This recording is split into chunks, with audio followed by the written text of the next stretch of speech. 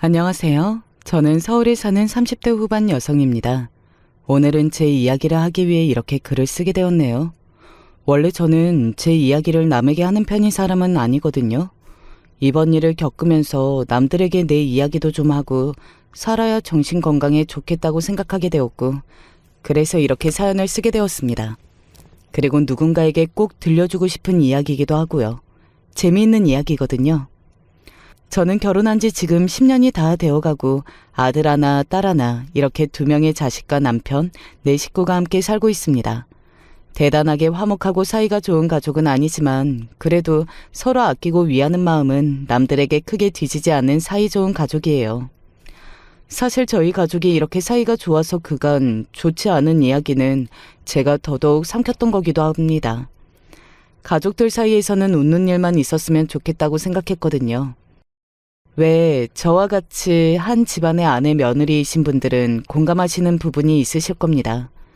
나만 참으면, 나만 입 다물면 가정의 평화가 지속될 테니 나만 입을 다물자, 이런 생각 한 번쯤은 해보신 적 있을 겁니다. 저도 그런 생각으로 그동안 당하면서 참아왔던 거고요. 그런 저를 참지 못하게 만든 사람은 남편도 시어머니도 자식들도 아닌 동서입니다. 뭐 부부 갈등, 고부 갈등 이런 거 못지않게 정말 힘들고 스트레스 받는 게 동서 간의 갈등이더라고요. 저도 겪기 전까지는 몰랐습니다.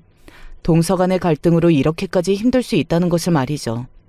일단 그 이야기를 하려면 제 이야기부터 해야겠네요. 동서와 왜 어떻게 갈등이 생기게 되었는지를 설명하기 위해서는 제 상황을 조금 아셔야 할 것 같으니까요. 우선 저는 남들에 비해 불행한 가정 환경에서 나고 자랐습니다. 가난한 집 딸로 태어나서 가족들을 위해 일찍부터 돈을 벌었고 당연히 대학은 가지 못했고요. 제 나이 또래의 친구들 사이에서도 대학을 나오지 않는 사람은 저밖에 없어요. 요즘은 다들 가잖아요. 그래서 기본적으로 열등감 아닌 열등감이 조금 있기는 했습니다. 그리고 남들에 비해 내가 덜 배웠다는 것에 대해 의기소침하기도 했었고요. 다들 있는 대학 졸업장 나만 없구나 하는 마음을 참 힘들게 하더라고요. 그래서 남편과 연애하는 것도 힘들었거든요. 제 마음이 말입니다. 남편은 좋은 대학을 나와서 좋은 직장을 다니는 사람이었습니다. 시댁이 대단히 부자는 아니었는데 시댁 식구들이 다들 학벌이 좋은 편이었어요. 그 시절에 시아버지, 시어머니 2분 모두 대학을 나오셨고요. 남편과 연애할 때 그 이야기를 얼핏 들었던 적이 있었는데 그때 속으로 이 남자와는 절대 결혼을 못하겠구나 했던 것 같아요. 그 생각을 하고 참 많이 슬펐던 게 기억이 납니다. 그리고 남편이 원망스럽기도 했고요. 남편이 저를 많이 좋아해서 쫓아다니다가 연애하게 된 거였거든요. 너무 잘난 사람이라 부담스러워서 피해 다니는 저를 왜 그렇게 꾀었나 싶어지더라고요. 이렇게 좋아졌는데 어차피 결혼도 못할 거 너무 힘들잖아요. 하지만 남편은 제 생각과는 전혀 달랐습니다. 결혼하자. 남편과 연애를 한 지 2년 정도 됐을 때 청혼을 받았던 것 같아요. 솔직히 저는 남편이 저와 결혼을 생각하고 있을 거라고는 꿈에도 생각하지 못했었거든요. 가난한 집, 고졸 여자, 제대로 된 직업도 없는 저 같은 사람을 남편과 함께 좋은 대학 나오고 좋은 직장을 가진 사람이 그럴 리 없다고 생각했었으니까요. 그래서 그랬던 건지 저는 남편이 청혼하자는 말에 이렇게 되물었던 게 기억이 납니다. 왜? 라고 말이죠. 어떤 여자가 남자가 결혼하자고 하는데 싫다 좋다도 아닌 왜냐고 대답하느냐고요. 언젠가 남편이 그때 제 표정과 그 대물음이 오래 기억이 남았다는 말을 해줬던 게 기억이 나네요. 예상하지 못했던 반응이었다면서 말이죠. 남편은 그게 무슨 이상한 질문이냐고, 좋아하는 사이에 결혼하자는 게 이상하는 거냐고 되물었고 저는 남편의 그 말에 펑펑 울었던 게 기억이 나네요. 저를 그렇게 진지하게 생각해주고 있다는 것 자체에 감동했던 것 같아요. 그리고 이런 사람이라면 평생을 믿고 의지하며 살 수 있겠구나 하는 생각도 났습니다. 그래서 저 남자만 믿고 가야겠다 했던 것 같아요. 제 인생에 그 이상의 사람은 나타나지 않을 거라는 어떤 확신 같은 게 생겼었거든요. 그리고 쉽지 않은 길이었습니다. 예상대로 저와 남편이 좋다고 해서 결혼이 단숨에 이루어지는 게 아니었어요. 가장 걱정했던 대로 시댁의 반대가 있었습니다. 고졸? 시어머니는 대놓고 뭐라고 하시지는 않았지만 그 대물음과 표정에서 알 수 있었어요. 저를 마음에 들어하지 않는다는 것을 말이죠. 하지만 저는 시어머니를 충분히 이해합니다.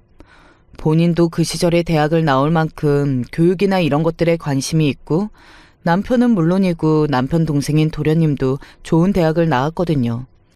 그렇게 아들들을 잘 키워냈는데 좋은 대학은커녕 고졸 며느리가 성에 찰 리가 없었죠. 게다가 집안도 가난했고요. 그때 시어머니가 얼마만큼 반대했는지는 정확하게는 알지 못합니다. 남편이 저에게 이야기해주지 않았었으니까요. 하지만 꽤나 진지하게 그리고 적극적으로 반대를 하셨다는 것은 알고 있었습니다. 언젠가 시어머니가 지나가듯 이런 이야기를 하셨던 적이 있었거든요. 그래, 행복이 가장 중요하다고 하니 행복하게 살아라. 내가 허락한 걸 후회하지 않게. 알겠니? 하는 말입니다. 저에게는 별다르게 티를 내신 적은 없어요. 불러내서 우리 아들이랑 헤어지라든지 나는 이 결혼은 절대 눈에 흙이 들어가도 허락 못한다. 이런 말씀을 하신 적도 없고요. 사실 저는 그것도 굉장히 힘든 일이라고 생각하고 있기 때문에 그것만으로도 감사한 마음이 크고요. 예단이나 예물, 혼수 이런 것들은 하나도 하지 않았습니다. 남편이 그것도 시댁에 한 약속 같은 거인 것 같더라고요. 결혼하면서 부모님에게 손을 하나도 벌리지 않겠다 하는 것 말입니다. 남편이 총각 때부터 살던 집에 인테리어만 새로 해서 제가 들어가서 사는 걸로 신혼살림을 시작했어요. 앞서 이야기했듯 저희 집안은 가난했습니다. 그렇다 보니 좋은 부모님이 되실 수 없으셨어요. 돈이 없으면 물질적으로만 가난해지는 게 아니라 마음도 가난해지는 법이거든요. 사람들이 다들 화가 많아지기도 하고요. 내 팔자 물려받으면 어쩌나 했는데 그래도 시집은 잘 가서 다행이구먼. 그건 살아봐야 아는 거지. 아무리 고생시킨다고 해봐야 당신만 하려고. 딱 그 정도였어요. 제가 남편을 처음 집에 데려간 날 저희 부모님이 저에게 해주신 말은 저게 전부였습니다. 그 뒤로도 제 결혼에 있어서는 그 어떤 의견을 내시지 않았어요. 직접적으로 이야기를 하신 적은 없지만 본인들이 자격이 없다고 생각하셨던 것 같아요. 제대로 키우지 않고 고생만 시킨 딸, 결혼하는데 이래라 저래라 할 자격 말입니다. 그래도 아무것도 안 하면 서운해하실 것 같아서 제가 모은 돈으로 엄마와 아빠에게 옷 한 벌씩 해드리고 그리고 모아놨던 돈을 조금 드리기는 했던 것 같아요. 이제는 더 이상 용돈을 드릴 수 없을지도 모른다고 이야기하면서 말입니다. 물론 지금도 용돈을 가끔 드리기는 하지만 친정도 그 전보다는 많이 안정된 상태이기는 해서 예전보다 한 푼 두 푼에 울고 웃지는 않게 되었어요. 왜 사람들이 그런 말들을 하잖아요. 과거로 돌아가서 다시 살고 싶다는 말입니다. 공부도 다시 해서 더 좋은 대학을 가고 지금 결혼한 남자보다 더 좋은 남자를 만나고 그렇게 인생을 더 좋게 바꾸고 싶다고요. 저는 절대 그런 생각을 하지 않아요. 제 인생에서 결혼하고 나서가 가장 안정적이고 편안하고 행복한 시기였으니까요. 다시 살아내라고 하면 다시 못할 것 같거든요. 아무튼 그렇게 안정적이고 편안한 결혼 생활을 하고 있었습니다. 시어머니와 다소 어색하기는 했지만 그마저도 제가 아이를 낳고 나서는 그냥 평범한 시어머니와 며느리 같아졌어요. 너무 가깝지도 않고 그렇다고 너무 멀지도 않은 그런 평범한 관계 말입니다. 그래서 저는 이제 더 이상 제 인생에서 고난과 역경은 없을 걸로 생각했습니다. 이제는 편하게 살기만 하면 된다고 여겼어요. 하지만 아니었습니다. 한 번도 상상해보지 못한 고난과 역경이 시작되었거든요. 그것도 상상조차 해보지 못했던 인물로 인해서 말이죠. 그건 바로 제 동서였어요. 도련님은 비교적 늦은 나이에 결혼했습니다. 남편과 2살 터울인데 결혼을 재작년에 했거든요. 남편과 저는 결혼한 지 8년이 넘어가던 때였습니다. 도련님은 40을 코앞에 두고 있었거든요. 그래서 시어머니가 초조해하셨던 게 기억이 나네요. 안녕하세요. 그렇게 처음 인사를 하던 동서의 첫인상이 잊히지 않아요. 굉장히 똑똑하고 멋있어 보였거든요. 그 전에 도련님을 통해서 동서가 어디 학교 출신이고 무슨 직업을 가졌던 사람이고 이런 것을 다 알고 있어서 그렇게 보였는지는 몰라도 말입니다. 동서는 하버드대를 나온 사람이라고 했습니다. 어린 시절에 유복한 집안에서 나고 자라서 고등학교 때는 유학을 갔다고요. 그리고 하버드에서 대학 생활을 하고 한국에 들어와서 부모님이 하시는 일을 도왔었다고 말이죠.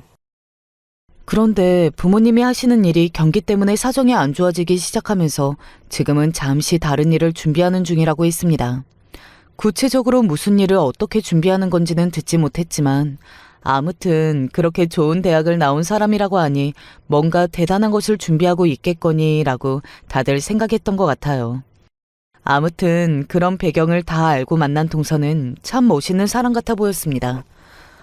말이 없어 보이는 것도 어딘가 분위기 있어 보였고 그냥 하는 행동들도 격식이 있어 보이고 그런 건 말이죠. 아마 처음부터 저는 동서에게 지고 들어갔던 게 아닌가 싶어요. 동서도 결혼하고 처음 얼마간은 저에게 나쁘게 굴지는 않았습니다. 거리감은 있었지만요. 그냥 별다를 거 없는 동서지간이었던 것 같아요. 그런데 어느 날 이런 대화를 나누게 되었거든요. 그 이후로 모든 것이 바뀌었습니다. 저는 전공이 사회학인데 형님은 전공이 뭐세요? 동서는 당연히 제가 대학을 나왔다고 생각하고 그렇게 물었습니다. 아마 그때까지만 하더라도 별다른 생각이 없이 물었던 걸 거예요. 그리고 정말로 제가 고졸인지 몰랐던 것 같고요. 나 전공이 없지. 전공이 없다뇨? 그게 무슨 소리세요? 동서는 정말로 그게 무슨 소리냐는 듯 영문을 모르겠다는 얼굴로 저를 바라보며 묻더군요. 저는 조금 부끄럽기도 한 마음이 들었던 것 같아요. 그래서 머리를 긁적이며 머쓱하게 대답했던 것 같습니다. 나는 대학 안 나왔어. 제 그 말에 동서는 순간적으로 저게 무슨 소리지? 하는 얼굴로 저를 바라봤어요. 동서 같은 사람에게 대학을 안 나온다는 것은 아예 있을 수 없는 이야기였던 것 같더라고요. 저는 그 표정을 보는 순간 부끄러워져서 말을 덧붙였습니다. 우리 집안 사정이 너무 안 좋아서 나까지 대학을 갈 여유가 없었거든. 그래서 20살 때부터 일해서 돈 벌었어. 그때 동서의 표정을 저는 봤습니다. 경멸과 무시가 가득한 그 표정 말이죠. 요즘 같은 세상에도 집안 형편으로 대학을 못 나오는 사람이 있어요? 그렇게 이야기하는 동서의 말에는 그 누가 봐도 무시가 깔려 있었습니다. 저는 속으로 동서와 좋게 지내기는 글렀다고 그때 처음으로 생각했던 것 같아요. 그리고 그 생각은 완벽히 들어맞았습니다. 어느 날은 이런 말을 하더군요. 아니, 너무 웃기지 않아요? 뭐가? 우리 집에서 나이 제일 많은 분들도 다들 나오신 대학을 형님만 안 나오셨다는 게. 그게 뭐가 웃기다는 건지 도통 이해도 납득도 되지 않았지만 그냥 아무 말도 하지 않았어요. 지금 와서 생각하면 가장 후회되는 게 바로 그 지점입니다. 그냥 화를 내고 왜 그런 말을 하느냐고 했었어야 했다고 생각해요.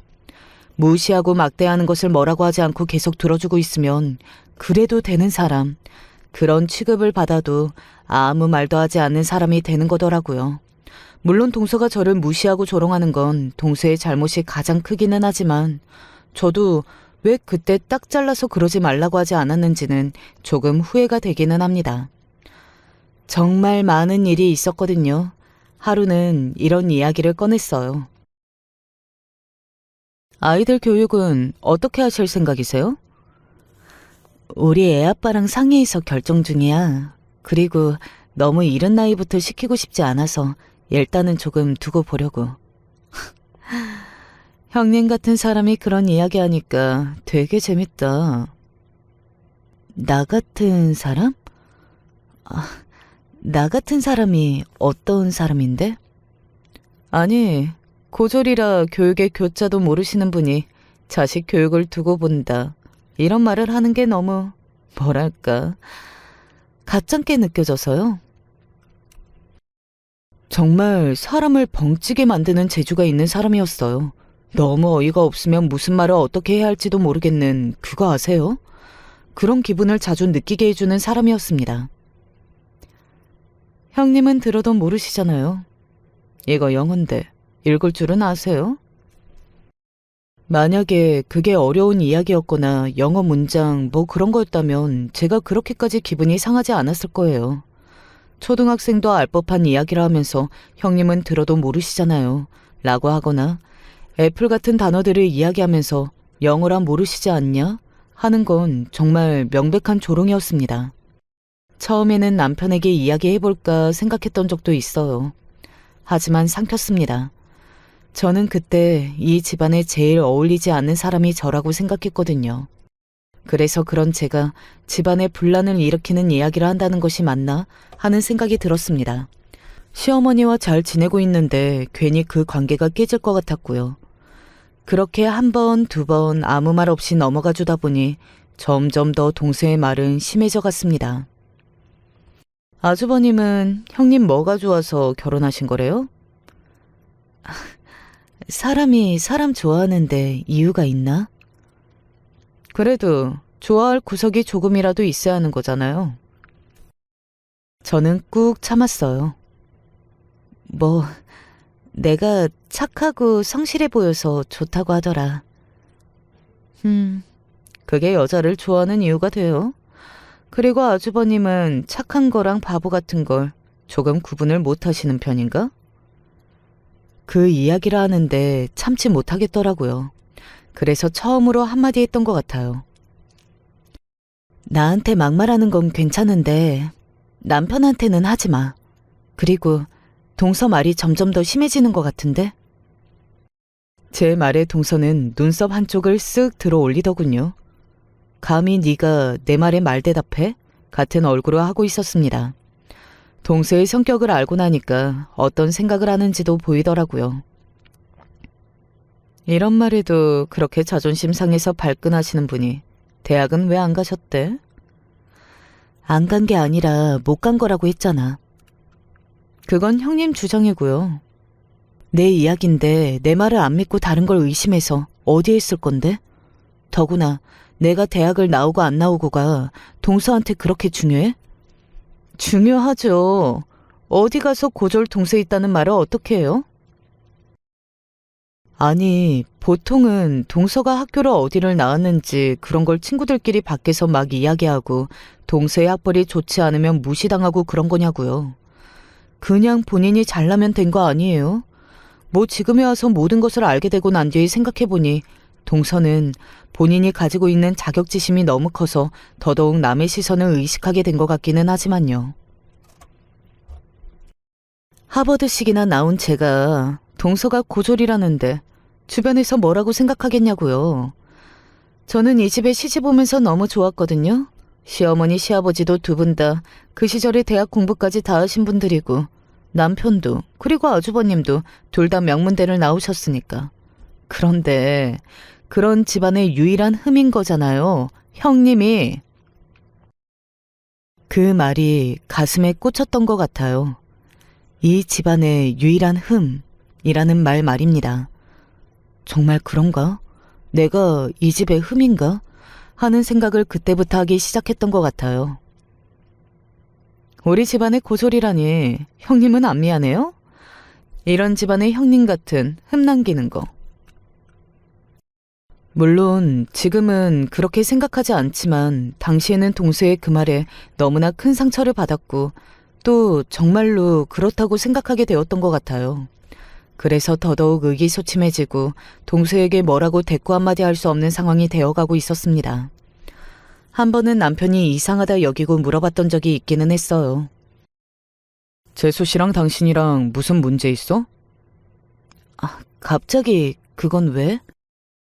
아니, 두 사람이 같이 있을 때 어딘가 어색하고 그래 보여서. 그냥 아무래도 말이 좀 안 통하기는 하지. 워낙 나랑은 다른 사람이잖아. 그런 게 어디 있어? 그냥 다 같은 사람이지. 당신이랑 나도 이렇게 잘 살잖아. 남편이 그렇게 위로해주기는 했지만 당시에는 그 말이 제 귀에 들어오지 않았던 것 같아요. 제가 그렇게 소심해지자 동서의 공격은 더욱더 날카로워졌습니다. 그래도 집안일하는 머리는 있어서 다행이네요. 어머님이 장 뭐뭐 봐오라고 한 건지 잊지 않으셨죠? 메모라도 하세요. 형님이 다 기억 못하실 것 같으니까. 그런 말은 이제 아무렇지도 않았어요. 늘 있는 일상 같은 게 되었으니까요. 하지만 그런데도 제 안의 스트레스는 차곡차곡 쌓이고 있었습니다. 그게 폭발한 어느 날이 있어요. 형님은 그래도 팔자 물림은 안 하시겠네요? 갑자기 그건 또 무슨 소리야? 아니 왜? 딸은 엄마 팔자 그대로 담는다고 하잖아요. 민영이는 엄마 팔자 안 담고 대학은 갈 거 아니에요? 아이 이야기가 나오는 그 순간 저는 입을 딱 닫았습니다.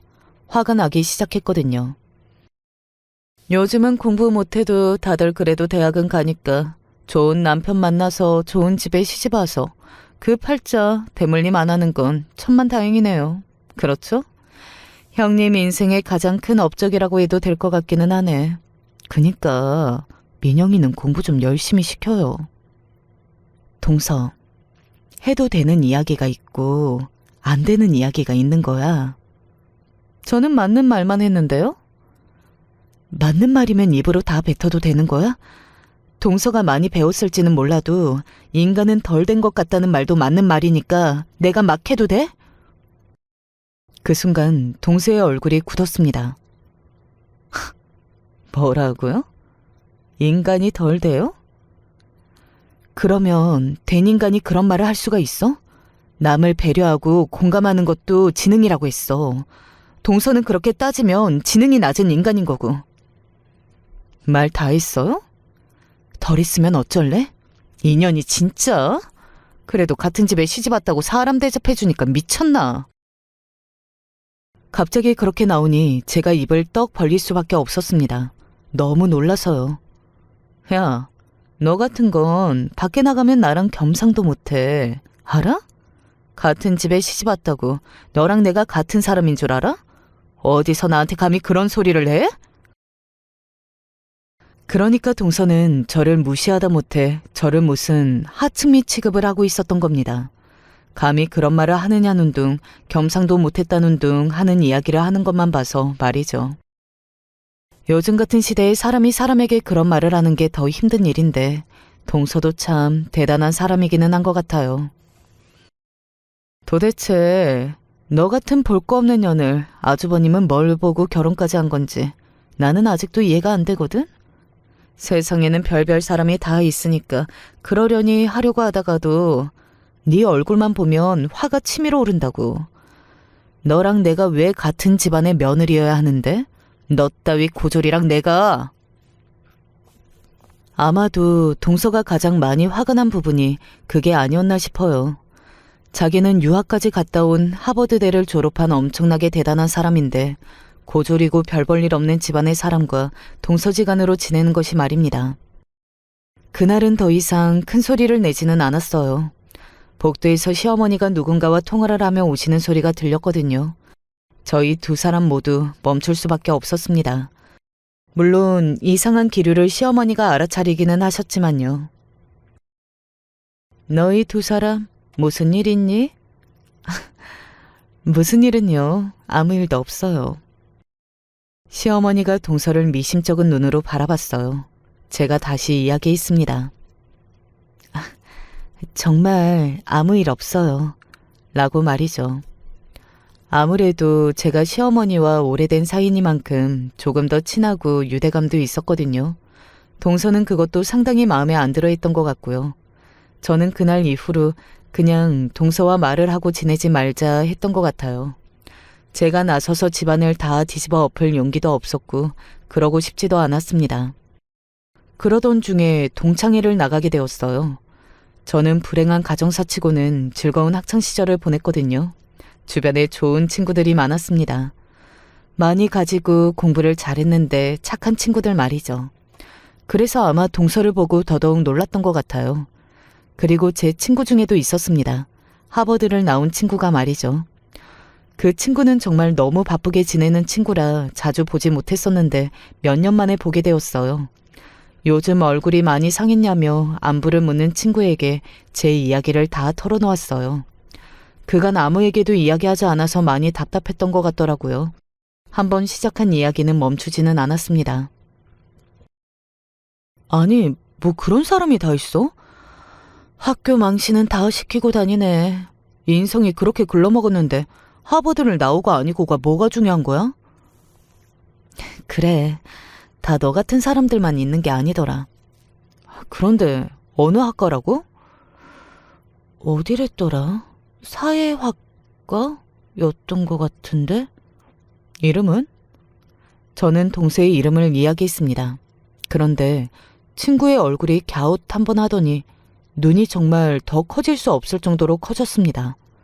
저는 놀라서 친구에게 물었어요. 왜? 아는 사람이야? 그 애 같은데? 우리 학교 다닌다고 사기치고 다닌 위장 대학생. 뭐? 친구의 말은 이랬습니다. 자기가 학교에 다닐 때 학교에 소문이 쫙 날 만큼 엄청난 일이 있었다고요. 진짜 대학생이 아니라 하버드를 가려다 여러 번 떨어진 이력이 있는 사람이 하버드생이라고 속이고 진짜 학교에 다니면서 수업을 듣고 하다가 걸린 적이 있다고요. 그게 동서가 이야기한 학과였고 이름도 같은 것 같다더군요. 에이, 설마. 아니야, 그 이름이 흔한 이름도 아니고. 사진 있어? 얼굴 알아? 나는 모르고 내 친구가 알아. 당장 물어봐 줄 수 있어. 저는 최근에 찍었던 가족 사진을 친구에게 보냈고 친구는 미국에 있는 다른 친구에게 그 사진을 보냈어요. 그리고 얼마 되지 않아서 바로 연락이 왔습니다. 맞아, 걔 맞대. 정말이야? 얼굴 확실하게 안 돼? 친하게 지냈다가 자기도 뒤통수 맞아서 잊어버릴 수 없다는데? 제임이라고 하면 알 거라고. 너 내 돈 아직 안 갚았잖아 라고 전해달래. 돈? 동서는 그냥 위장 대학생이 아니었던 모양이었습니다. 정말 파란만장한 인생을 살았더라고요. 하버드를 가고 싶었지만 몇 번이나 떨어지고 나서 누군가에게 거짓말을 하기 위해 학생인 척 학교에 다니면서 모두를 속였다고 했습니다. 그러면서 친구들에게 돈을 조금씩 빌려갔는데 나중에 그게 문제가 되어서 모든 사실이 다 밝혀졌다고 말이죠. 어안이 벙벙했습니다. 그런 걸 거짓말할 수 있다는 것도 사실 저로서는 이해가 되지 않는 부분이었지만 상상조차 해본 적이 없는 일이었거든요. 본인이 나온 대학이나 학교에 관해서 이야기할 때 너무나 당당하고 자랑스럽게 이야기하던 그 얼굴이 생각이 나서 놀랍다 못해 소름이 끼치더라고요. 무서운 사람이구나 싶어서 말이죠. 그날 친구에게 동서 이야기를 너무나 많이 들었습니다. 듣는 이야기마다 엄청나게 충격적인 이야기들 뿐이라서 이게 정말 사실인지 소문에 소문이 부풀려진 것은 아닌지 하는 의심조차 들 정도였어요. 일단은 누구에게도 이야기하지 않았습니다. 그것이 사살인지 아닌지도 모를 일인 거잖아요. 그리고 제가 막 갑자기 동서 이런 비밀 있잖아 하면서 다 폭로하기도 조금 그랬고요. 워낙 큰일이기도 했으니까요. 그러던 중에 제가 그 모든 일을 폭로할 수밖에 없는 사건이 터졌습니다. 뭐 동서의 성품으로 보아 그건 예견된 미래기는 했던 것 같아요. 그날은 시어머니 생신날이었습니다. 가족끼리 비싼 한식당을 예약해서 다 함께 밥을 먹고 난 뒤였어요. 제가 남편의 카드를 두고 계산하려고 카운터 앞에 섰을 때였습니다. 제가 계산할게요. 아니야, 내가 할게. 남편이 오늘 밥은 남편이 산다고 저에게 몇 번이나 이야기를 해둔 상태였거든요. 뭐 그때 제가 내가 한다고 한 건 내가 산다는 그 의미가 아니라 그냥 남편 카드로 내가 결제를 한다 뭐 그런 의미였어요. 그런데 동서는 그 말도 그냥 넘어가지 않더군요. 형님이 아니라 아주버님이 하시는 거겠죠. 어쨌든 오늘 밥은 남편이 산다고 했어. 그냥 제가 한다고 할 때 넙죽 받으세요. 또 그 표정이었습니다. 사람을 무시하고 깔볼 때 나오는 그 표정 말이죠. 저는 속으로 생각했어요. 아, 또 시작되었구나 하고 말입니다. 형님 돈도 아닌 걸로 그렇게 유세 떠는 거 진짜 웃기거든요. 내가 무슨 유세를 떨었다고 그래. 식사하다가 먼저 나가는 것도 뻔하게 보여주는 거잖아요. 계산 우리가 한다 라고. 아니, 나는 어차피 다 먹었으니까 미리 조용히 나오는 거지. 다들 대화 중이시니까. 하여간 진짜 이런 곳에는 머리 더럽게 잘 돌아간단 말이지. 그 머리를 공부할 때 썼으면 고졸 아니고 대졸일 텐데. 그쵸? 갑자기 확 기분이 나빠졌습니다. 뭐 누군가에게 덜 배웠다는 걸로 무시하는 자격이 따로 있는 건 아니었지만 본인도 위장 대학생이었던 주제에 누굴 욕하는 건지 싶어져서 말이죠. 내 앞에서 머리 굴릴 생각하지 마세요. 진짜 머리 좋은 사람 앞에서는 아무 소용없는 거고 수만 다 읽히는 거니까. 진짜 머리 좋은 사람? 제가 되물었습니다. 동서가 어이없다는 얼굴로 헛웃음을 짓더군요. 제가 본인의 모든 비밀을 알고 있다는 것을 꿈에도 상상하지 못하는 얼굴이었습니다. 그 순간 제 안에서 뭔가가 욱하고 치밀어 오르는 기분이 들었어요. 진짜 내가 이런 사람이랑 대화가 통할 걸로 생각한 게. 아무튼 어머님 아버님께 잘 보이려고 수 쓰지 마세요. 그렇게 대놓고 재산 밝히는 거 너무 없어 보이니까. 집안의 흠인 주제에 본인 주제 파악은 못하고 뻔뻔하기까지 하네. 돈 밝히는 게 누군데 그래? 제가 그렇게 훅 이야기했어요. 동서가 무슨 이야기를 하냐는 듯 저를 바라보더군요. 정말 돈을 밝히고 정말 뻔뻔한 게 누군데 그러냐고. 지금 제 이야기 하시는 거예요? 그러면 내 앞에 동서 말고 다른 누가 또 있어? 아니 진짜 또 정신이 나갔나? 누구더러 무슨 소리를 하는 거야? 내가 정말 뭘 알고 있을 줄 알고 이러는 거야? 그때 동서는 처음으로 조금 멈칫하는 것 같았어요. 하지만 팔짱을 끼면서 저를 아래로 깔아보더군요. 아마 제 주변에 자기의 그 일을 알 수 있는 사람은 없을 걸로 생각하는 것 같았습니다. 저에게 하버드를 다닌 친구가 있었을 거라고는 상상조차 하지 못했던 거죠. 저를 철저하게 무시했으니까요. 너 같은 게 알아봤자 뭘 얼마나 알고 또 뭘 알 수가 있는데? 그리고 나는 뭐 숨기는 거 없는데? 너처럼 고졸도 아니고 당당해. 당당? 당당하다고 했어? 너처럼 고졸도 아니고? 그래, 그랬다. 왜? 그때 이쪽으로 가족들이 나오는 인기척 같은 게 느껴졌던 것 같아요. 동서는 너무 흥분해서 그런 것조차 느끼지 못하는 것 같았고요. 저는 일단 작게 이야기했습니다. 너 하버드 그거 거짓말이라며? 그 순간 동서가 멈칫했어요. 저는 그런 동서를 보고 확신했습니다. 아, 정말로 그게 있는 사실이었구나. 친구에게 들은 이야기가 다 진짜구나 하는 것을 말이죠. 무슨 소리를 하는 거야?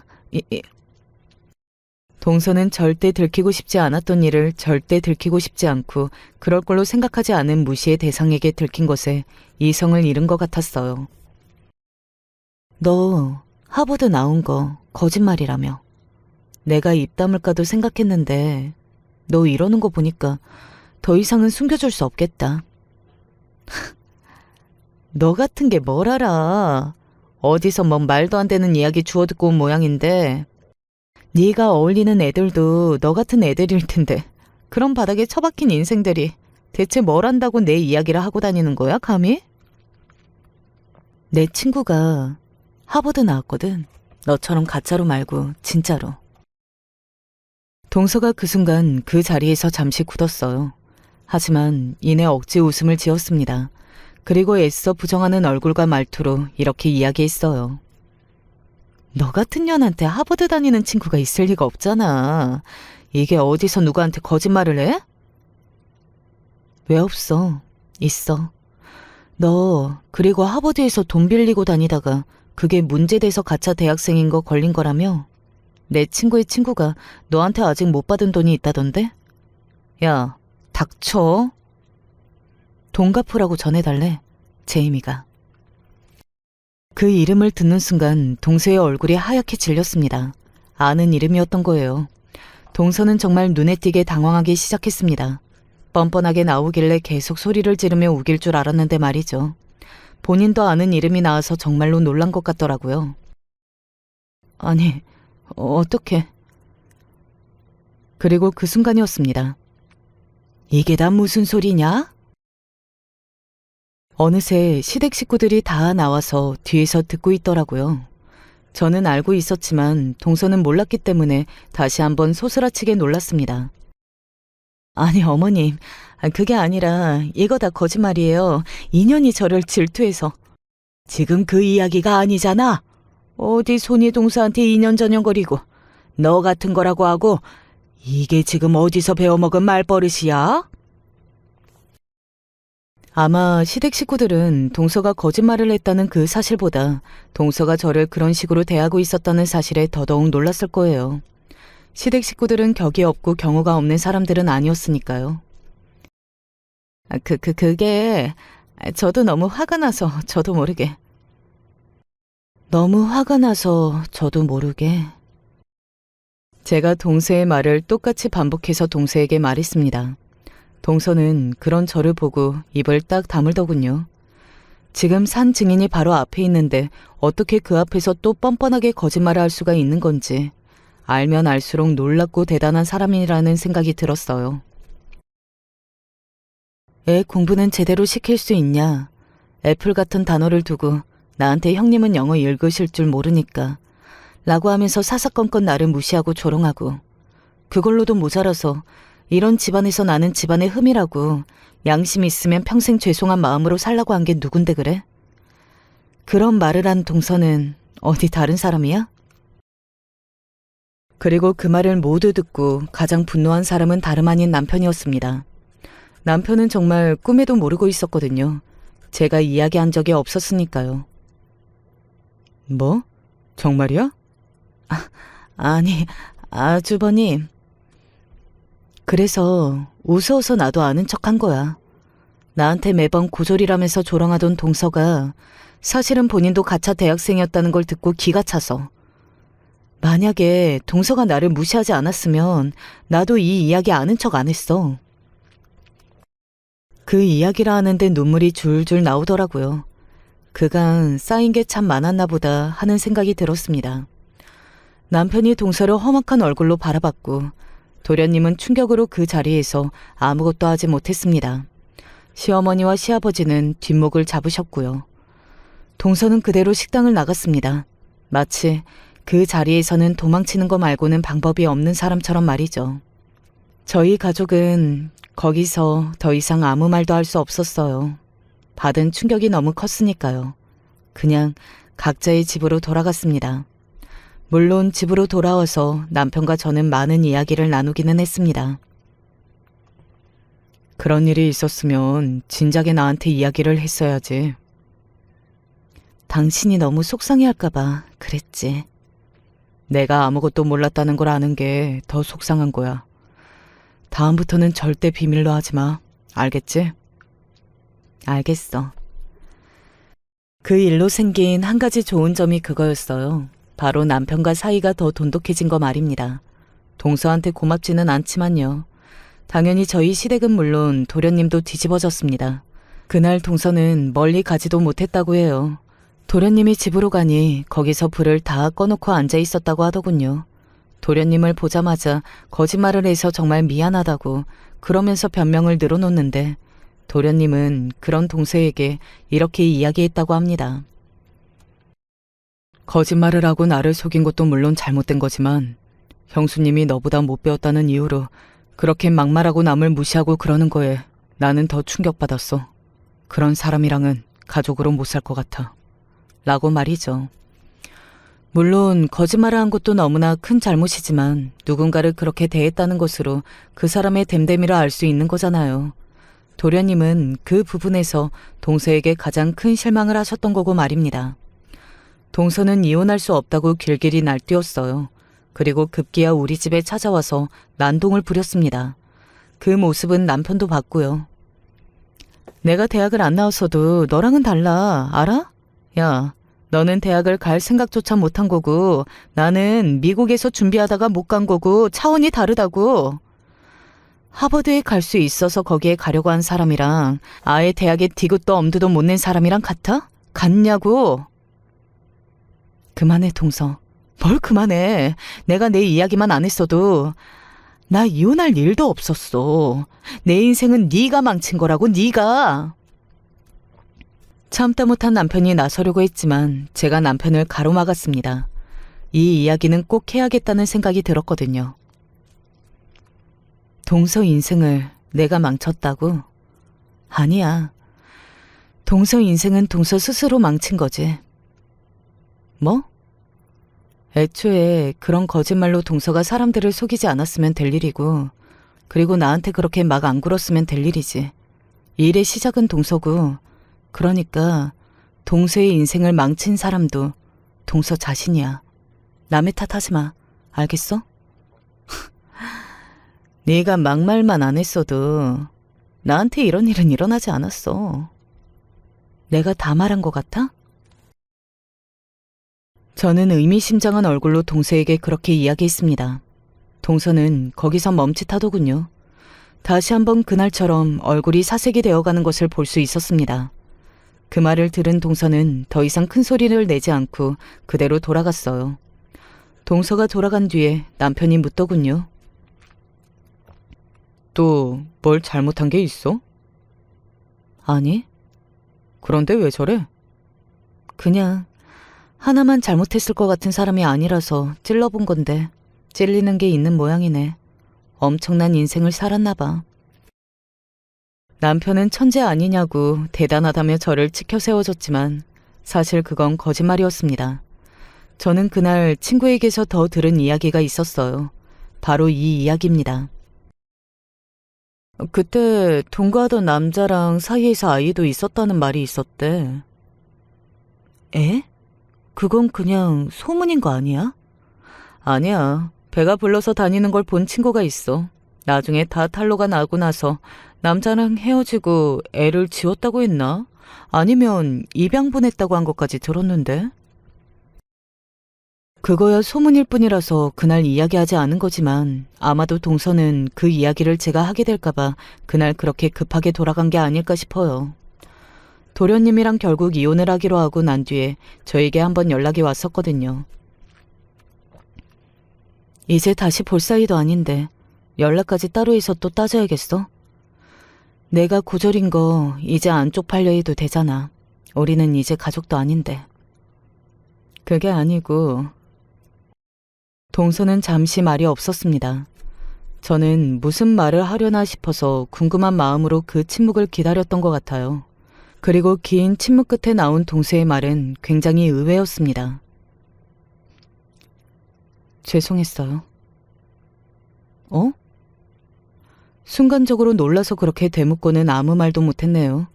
절대 사과 같은 걸 먼저 할 사람이라고 생각해보지 않았었거든요. 마지막으로 얼굴을 봤을 때도 저를 살벌하게 노려보며 소리를 빽빽 질러댔으니까요. 그때는 죄송했어요. 그러니까 그 친구분한테 제 이야기 더는 하지 말아주세요. 그냥 사라졌다고만 해주세요. 그리고 혹시나 어디선가 또 저를 마주치게 되면 그냥 모른 척 해주시고요. 저도 살아야 할 거 아니에요. 동서가 아주 믿고 싫기는 했지만 제가 무슨 억한 심정으로 쫓아다니면서까지 그 사람의 남은 인생을 방해하겠어요. 그럴 마음은 하나도 없었습니다. 그래서 동서에게도 그러겠노라고 했고요. 그랬더니 감사하다는 인사를 몇 번 더 하고 전화를 끊더라고요. 그렇게 동서와의 연이 끊어졌습니다. 그 이후로 뭐 미국을 다시 갔네 아니네 어디 취직을 했네 하는 소문들만 무성하게 들려왔지만 구체적으로 뭐라고 산다는 건 알지 못했어요. 죽을 때까지 그 사람의 소식을 들을 일은 없을 거라고 생각했습니다. 시댁 식구들도 도련님도 상처가 매우 컸어요. 어떻게 보면 사기 결혼이나 마찬가지잖아요. 그렇게 자신의 모든 것을 속이고 사는 사람이 있을 줄은 몰랐습니다. 뭐 어디 있다고 이야기를 듣고 텔레비전 속에서 본 적은 있어도 제 주변에 그런 사람이 있을 거라고는 상상조차 해본 적이 없었거든요. 다시는 동서를 볼 일이 없을 걸로 생각했어요. 하지만 세상이 참 좁더라고요. 우연히 동서를 보게 되었습니다. 그날은 시어머니와 백화점에 간 날이었어요. 평생 그런 곳에 가는 일이 없었는데 시어머니가 제 생일에 맞춰서 가방 하나를 사준다고 하시더라고요. 그래서 따라 나온 참이었습니다. 어디선가 익숙한 목소리가 들렸어요. 어머님, 이거 너무 잘 어울리시는데요? 어머님을 위해 만들어진 옷이네. 어머, 그러니? 세계 어머님 얼굴을 확 살리는 것 같아요. 너무 생기 있어 보이세요. 어떤 중년 여성에게 딱 달라붙어서는 어머님이라고 부르며 애교를 뜨는 애사롭지 않은 풍경이었습니다. 그리고 그 두 사람을 향해 점원이 이야기했어요. 예비 며느님께서 안목이 너무 높으시네요. 그리고 그 뒤에 엄청나게 충격적인 말을 들었습니다. 그 중년 여성의 입을 통해서 말이죠.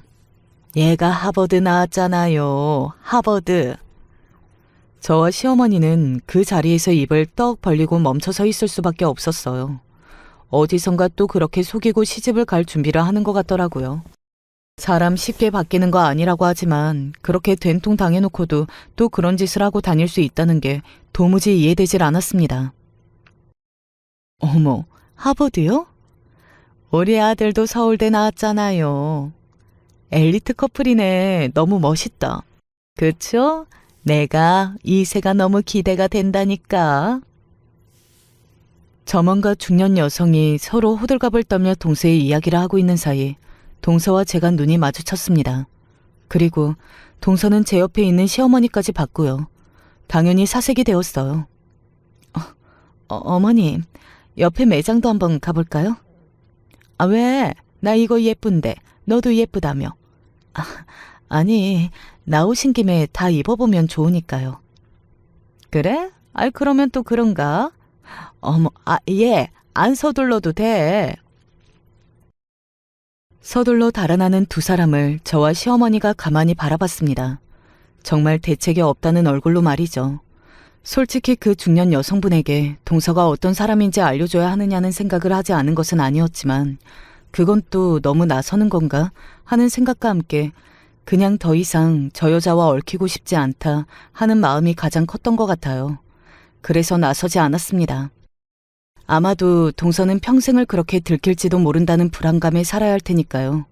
스스로를 불행 속으로 던져놓고 있다는 것을 모른다는 게 조금 불쌍했던 것 같아요. 그날 집으로 돌아가면서 세상에 저런 애도 다 있다는 둥, 저런 애인 줄 모르고 며느리로 받았다는 둥, 아직 몰랐으면 어쩔 뻔했냐는 둥, 그런 이야기들을 나눴던 것 같네요. 그 이야기를 남편에게도 해줬더니 남편은 되려 그분에게 알려줘야 하는 거 아니냐고 막 그랬고요. 세상에 참 많은 사람이 있지만 동서 같은 사람은 또 없을 거라고 생각이 듭니다. 그리고 혹시나 어디선가 이 사연을 듣고 있다면 꼭 이야기해주고 싶네요. 세상에 영원한 비밀은 없다고. 그러니까 그냥 자기 자신으로 살라고 말이죠. 물론 이런 말을 들을 사람이 아니라는 것을 알지만요. 이런 말을 들어먹을 사람이었다면 진작에 다르게 살았을 테니까요. 제 이야기는 여기까지입니다. 어떻게 들으셨는지 모르겠네요. 저는 그래도 이야기하면서 속이 시원해지기도 하고 또 제가 가진 콤플렉스 같은 게 조금 치유가 되었는데 들으시는 분들도 그래 주셨으면 더없이 좋을 것 같습니다. 고등학교밖에 나오지 않은 게 지금 제 인생에서는 아무런 지장을 주지 않거든요. 그러니 여러분도 저처럼 생각하셨으면 좋겠어요. 그랬으면 하는 마음으로 사연을 쓰기 시작한 거기도 하니까요. 저는 이제 그만 사연을 마무리하겠습니다. 마지막까지 제 이야기 들어주시고 함께 공감해 주셔서 감사합니다. 언제 어디서나 행복하시고 늘 건강하시기를 소원하겠습니다. 안녕하세요. 이런 곳이 있다는 것도 저 같은 사람도 사연을 보낼 수 있다는 것도 신기해서 한번 남겨보게 되었어요.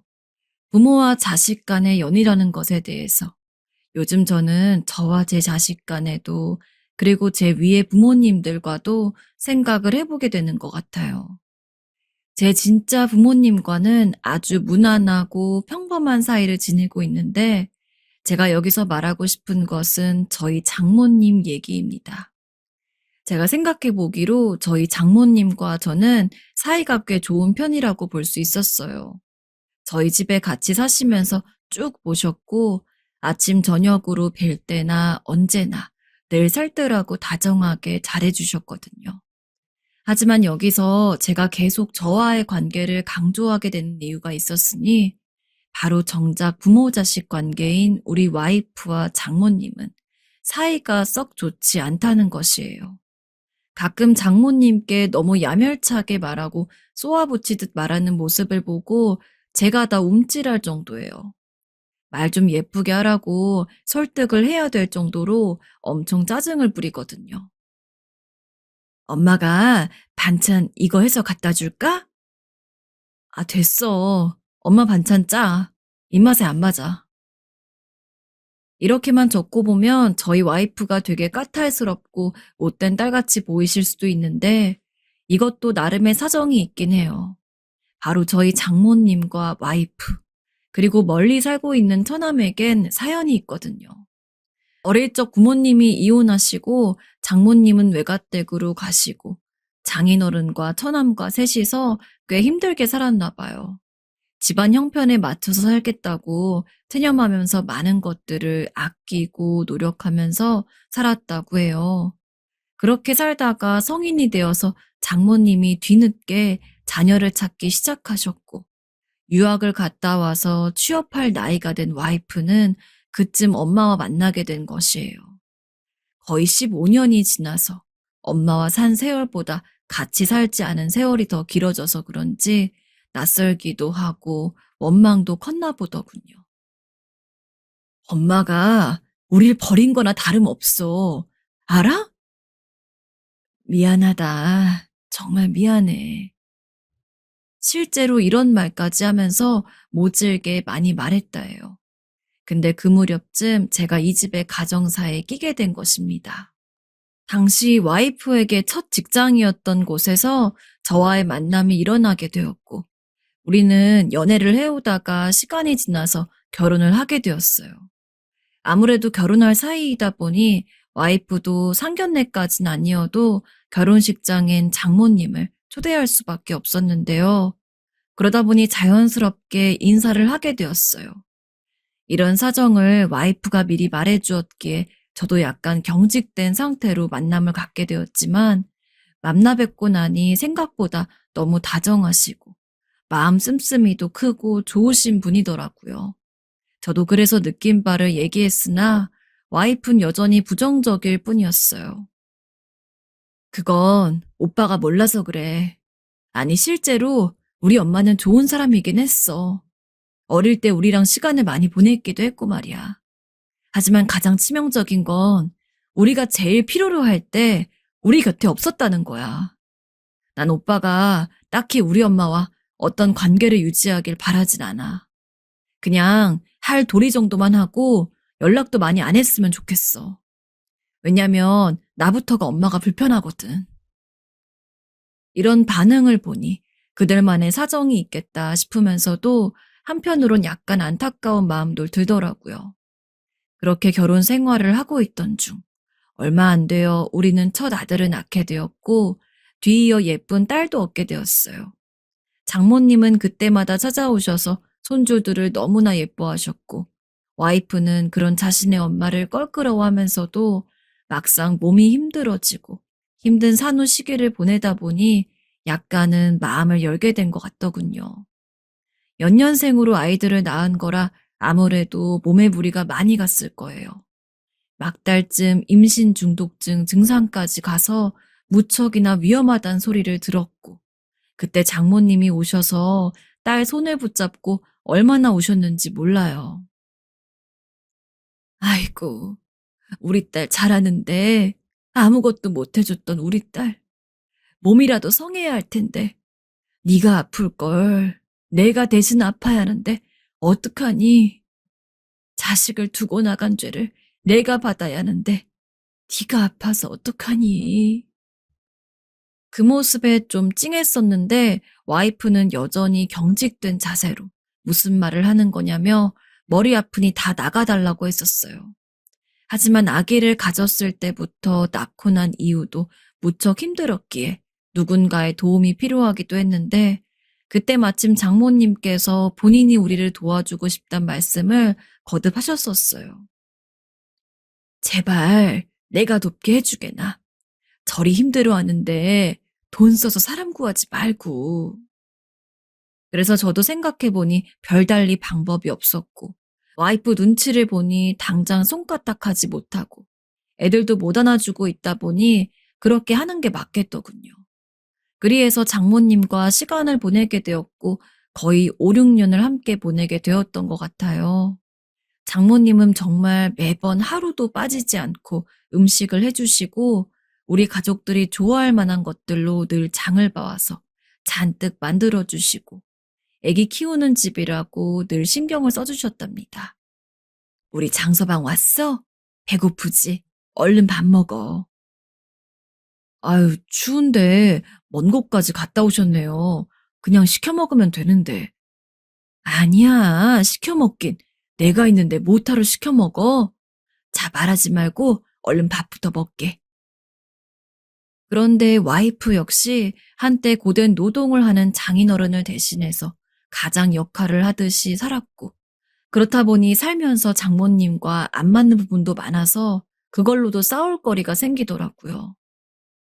엄마, 내가 이거 위치 옮기지 말랬잖아. 위치 바뀌면 헷갈린다고요. 아유, 너도 참. 알겠다, 알겠어. 내가 미안하다. 다음부턴 안 그럴게. 아빠만 있었어도 이런 일은 없었을 텐데. 그리고 싸우는 와중에도 아내는 장인어른 이야기를 하곤 했어요. 참 저희 장인어른은 저희가 결혼하기 1년 전에 지병으로 돌아가셨어요. 그래서 와이프도 무척 힘들어했었고 결혼식 때도 혼주석이 비어있을 것을 생각해서 어쩔 수 없이 장모님과 연락을 취한 것이었고요. 허나 제가 이렇게 안타깝게 생각하게 된 건 장모님은 젊은 날에 어떤 연유로 이혼을 선택하시고 아이들을 두고 나가게 되셨는진 몰라도 저희 집에 오셔서 같이 사시는 동안 정말 많은 노력을 하셨거든요. 그리고 사위인 저에게 얼마나 잘해주시는지 몰라요.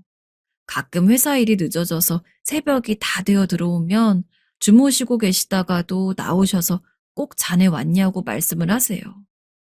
그럼 저는 늘 떨떠름하고 어색한 목소리로 말씀을 드리게 되고요. 아, 네, 장모님, 저 이제 들어왔습니다. 늦었습니다. 그러면 장모님이 꼭 덧붙이시는 말씀이 있는데 전 그게 참 마음이 편안해지고 좋더라고요. 오늘도 고생 많았겠어. 자네도 얼마나 힘들겠나. 얼른 쉬게. 수고 많았네. 제가 가끔 동료들한테 이런 말을 하면 그냥 잠결에 깨셔서 누군지 확인하시고 의뢰의하는 말이 아니겠냐. 별걸 다 감동한다 하더라고요. 뭐 그럴 수도 있겠지만 저희 집은 약간 무미건조한 집이에요. 그래서 그런지 늘 늦게 들어오나 평소 시간에 들어오거나 저보고 맨날 힘들었겠다. 고생이 많았다고 안쓰러운 눈으로 말씀해 주시는 장모님의 인사에 완전히 스며들어가는 것 같았어요. 하지만 가끔 장모님의 이런저런 모습들이 좋다고 하면 와이프는 그냥 무표정으로 그래? 다행이네. 하곤 별 말을 안 하더라고요. 그런데 그렇게 그냥 무르르듯 살고 있던 우리에게 생각지도 않았던 지각 변동이 일어나게 되었어요. 맨날 골골거리며 아프다 소리를 입에 달고 살았던 아내는 막상 건강검진을 하니 딱히 대단한 상태는 아닌 것으로 결과가 나왔더군요. 그래서 우리 모두 다행이다, 참 잘 되었다 하고 있던 와중에 어디선가 이상한 사건이 벌어지고 있는 것을 느끼고 모두 당황하게 되었어요. 다름 아닌 장모님에게, 아니 사실 그 누구에게도 있어선 안 되는 일이 발생하고 말았기 때문이에요. 연세는 딱 적당하신 편이고 늘 본인은 또래들보다 기억력이 좋다고 치매 걱정 같은 건 전혀 없다고 우스갯소리를 늘 해오시던 분이기도 했었는데요. 그 어떤 기미나 힌트를 느낄 새도 없이 그냥 단순히 예방 차원에서 상식 정도만 알아두기 위해서 진행했던 검사에서 결과가 매우 이상하게 나온 것이었어요. 장모님의 상태는 이제 치매로 들어가는 문이 이미 열린 상태였고 분명히 진행은 되고 있었던 것입니다. 아유, 늙으면 생기는 거니 뭐 어쩔 수가 있나. 약 잘 먹어야지. 장모님은 이렇게 막상 담담히 말하시는데 저흰 그렇지 않았어요. 아마 아내는 컨디션이 늘상 좋지 않은 편이다 보니 같이 지내고 계신 장모님보다는 자기 손이 더 많이 가야 하는 애들에게 신경 쓰느라 잘 몰랐을 수도 있어요. 그리고 본인이 기억하고 있는 엄마는 어릴 때의 엄마이고 십수년의 시간 동안 본인 엄마의 다른 곳에서의 시간을 모르니 치매 이전과 이후의 차이가 어떻게 큰지도 잘 몰랐을 수도 있고 말이에요. 그 부분은 저 역시 해당되기도 하고 장모님과 마주할 시간은 기껏해야 이른 퇴근 시간대나 주말 때 가끔씩 보는 정도라서 크게 뭔가 차이를 알지 못했던 것 같아요. 아무튼 이런 연유들로 인해서 우린 그런 미세한 변화를 놓치고 있었는데요. 더군다나 사실 가장 큰 충격은 장모님 본인이 받으신 것 같았어요. 처음엔 담담해 하시더니 시간이 갈수록 검사 결과가 오류가 날린 없겠지? 다시 한번 받아볼까? 하면서 믿지 못하시더라고요. 다시 검사를 받아보시겠어요? 아니, 아니야. 치매라면 치매겠지. 장모님은 본인에게 치매라니. 난 이런 일이 일어나지 않을 거라고 평소 신경도 많이 쓰고 건강 정보도 많이 익혀두고 운동도 하고 했는데 너무 절망스러워 하시더라고요.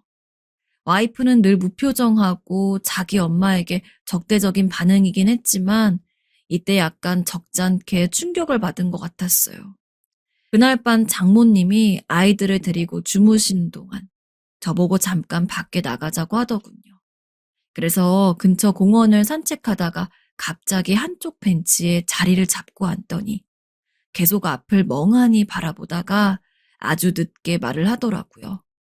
듣고 나니 저도 마음이 여간 복잡해지는 게 아니었어요. 오빠, 엄마가 치매라니 난 상상도 못 해봤어. 치매라니 어떻게 이럴 수가 있지? 충분히 충격받을 것이라 생각을 했었고 저 역시도 이날의 쇼크는 꽤 여운이 컸기에 그냥 가만히 듣고 있을 수밖에 없었는데요. 뒤이어서 하는 와이프의 말은 어쩐지 다른 부분에서 더 충격이었고 저를 슬프게 하더군요. 있잖아, 오빠. 맨날 나보고 엄마한테 너무 틱틱거린다고 했잖아. 나도 그러고 싶지 않았어. 근데 그러고 싶기도 했어. 이게 맨날 왔다 갔다 해. 엄마랑 잘 지내야 한다는 걸 아는데 아직 난 엄마를 향한 미움이 아직도 제대로 해소가 안 된 거야. 그래서 그걸 다 쏟아내야지 다시 엄마를 내 엄마처럼 대할 수 있는 건지 나도 도통 모르겠더라. 근데 난 아직 엄마를 완전히 미워해보지도 좋아해보지도 못했는데 이렇게 어정쩡하게 서 있는데 엄마가 치매라니? 난 어떻게 해야 될까, 오빠? 살다 보면 사람의 마음이라는 게 참으로 복잡하고 단 하나의 감정만으로는 정의되지 않는다는 걸 알아요. 근데 이날 힘겹게 말을 꺼내는 와이프를 보니 이제 더 이상 장모님과의 관계에 대해서 제가 뭐라고 왈가왈부할 수가 있을지, 아니 의미가 없다는 생각이 들더군요. 와이프는 울음조차 제대로 나오지 않는다며 이런 자신이 너무 싫어진다는 말을 하면서 괴로워하기도 했어요. 그러다 한참 고민하더니 결국 처남에게 알리더군요. 처남도 약간 충격을 받긴 했는지 얼마간 반응이 없었고, 네, 알겠어요. 일단 저도 좀 정리해야 할 시간이 필요할 것 같아요. 나중에 다시 연락을 드릴게요. 라고 시간을 달라고 했어요. 내 동생도 충격이 크겠지. 어떡해? 내가 우리 엄마를 아프게 한 거야. 아니야. 왜 그런 말을 해? 당신 탓 아니야. 우리 공부라도 하자. 조금이라도 좋아질 수 있는 것들을 찾아보자. 모든 방법이 있을 거야. 그리고 우리는 우리대로 나름 장모님의 상태를 조금이라도 완화시켜 볼 생각으로 많은 공부를 했으나 마치 이렇게 우리가 받아들일 준비가 될 때까지 기다리기라도 하셨던 걸까요? 장모님의 상황은 꽤 빠르게 안 좋은 쪽으로 앞서 나가게 되었고, 이젠 같이 살고 있는 가족이라면 장모님의 상태가 일반적이지 않다는 것을 눈치챌 정도가 되었어요. 여기가 내 집 맞지? 네, 장모님 맞아요. 응, 그래, 그렇구나. 내 집이구나. 전 직장에 다니고 있고, 애기들은 어리고, 와이프는 이걸 케어하는 것만으로도 힘에 부치는데, 장모님이 치매이시다 보니 이것까지 관리를 할 힘이 없어서 점점 어렵게 느껴지더라고요. 그래도 한 가지 달라진 것이 있다면 와이프의 태도였어요. 적어도 예전만큼 장모님께 틱틱거리지 않고 표정이나 말, 감정의 그 어떤 변화도 없이 그냥 일률적으로 대하더군요. 아주 다정하진 않지만 그래도 챙겨주는 식으로요. 저도 이때 잠깐 인터넷으로 치매 관련 사례들을 좀 알아보았는데 본인 어머니나 친인척의 경우를 쓴 분들을 보니까 갈수록 날카로워지는 분들도 많고 자꾸 까먹고 헛소리를 하시거나 밖에 나가서 길을 잃어버리시거나 꽤 심각한 경우가 많았어요. 그래도 그나마 다행이었던 건 장모님의 상태는 눈으로 볼 때 엄청나게 큰 제어가 필요할 정도로 심하진 않았어요. 그래도 가끔씩 멍하니 계시고 자다가 깨서 우시기도 하고 이전 같지 않게 감정 기복이 많이 심해지시고 점점 제약이 많아지는 것을 느끼게 되더군요. 그리해서 고민이 많은 와중이었는데 이상하게 기력이 많이 없으시고 좀 힘들어 하시는 것 같아서 왠지 걱정이 되었어요. 당시 애들을 걱정해서 집에 오신 어머니가 이런 상황을 보시더니 장모님 안색이 많이 안 좋으신 것 같다며 치매만 걱정하지 말고 다른 검진을 받아보시는 게 어떻냐고 하시더군요. 혹시 또 몰라. 한번 검사를 받아봐야지 저대로 두어선 위험하실 수도 있어. 그럴까? 특히 이 말을 듣고 와이프는 몹시 불안한 기색이 역력했고 저 역시도 아무리 저런 진단을 받고 이런저런 기복이 있다지만 평소 같지 않게 일찍 주무시고 피곤해 하시는 걸 보니 신경이 쓰였어요. 그리하여 우리는 모시고 병원에 들리게 되었는데 거기서 또다시 충격적인 이야기를 듣게 되었어요. 왜 이렇게 감당 못할 일들이 한 번에 밀려오는 건지, 우리에게 더 이상의 방법은 없다는 것을 의미하는 것인지 온통 사방이 다 막혀있는 느낌이더군요. 장모님의 상태는 그냥 지나칠 수 있는 종류의 것이 아니었으며 암이란 진단과 함께 이미 상당히 시간이 지나버렸다는 얘기를 듣게 되었어요. 와이프는 그간 어떻게 가까스로 참아오고 있었던 건지 갑자기 울음을 왁 하고 터뜨리는 게 아니겠어요? 그러면서 얼마나 괴로워하던지 그간 엄마에게 자기가 못되게 굴어서 엄마가 속으로 많이 힘들어서 저렇게 아프게 되었나 보다고 자책을 하는 겁니다. 오빠, 어떻게 우리 엄마? 엄마 나 때문에 아픈 거야. 나 때문에 엄마가 치매도 걸리고 암도 걸린 거야. 나 어떻게 살아? 그런 게 아니라고 아무리 말을 해도 와이프는 들리지 않는지 한동안을 그렇게 울었고 겨우 달래서 밖으로 나가게 되었어요. 뭔가 좀 이상하다 싶어서 받게 된 검진에서 암인 걸 알게 되었고 시한부 선고까지 받게 되셨으니 우리 집은 보통 혼란스러운 게 아니었습니다. 하나의 병만 온다고 해도 참 가혹하게 느껴지고 우리 모두 마음 잡기 힘들었는데 순식간에 시한부 선고가 떨어지게 되니 마음의 준비를 하란 얘기조차 잔인하게 느껴지더군요. 솔직히 저도 너무 괴로웠지만 매일매일 죄책감에 울음을 참고 어쩔 줄 몰라 하는 와이프를 보면서 저라도 좀 이성적인 상태를 유지하기로 마음먹었어요. 장모님은 입원하신 내내 무척 힘들어 하셨고, 치매도 있으시다 보니 말도 왔다 갔다 하시고, 그러면서 암 치료도 하시느라 무리한 일들을 매일 겪어내고 계셨어요. 와이프는 어느 날 울다가 탈진해서 거의 기절하다시피 했던 날도 있는데, 장모님께서는 결코 자기 딸이 저리 죄책감을 느끼는 것을 원하지 않으실 거란 생각이 불현듯 들더군요. 그 부분에 대해서 계속 설명을 했고, 병원에 계시는 동안 처남도 와서 장모님의 손을 잡아드리고 하고, 그냥 말없이 지켜보다 돌아가기도 했어요. 암이란 건 정말 어느 순간은 희망을 잠깐 주다가도 그렇게 아주 살짝 마음을 놓고 겨우 긴장을 푼 사이 소리도 없이 소중한 사람을 순식간에 데려가 버리는 무서운 존재이더군요. 이번에 그것을 절절하게 느끼고 생명에 대해서 많은 생각을 하게 되었어요. 이날도 저는 장모님의 컨디션이 약간 좋아졌었기 때문에 전혀 이후의 일에 대한 상상이나 뭔가를 생각지 못하고 있었거든요.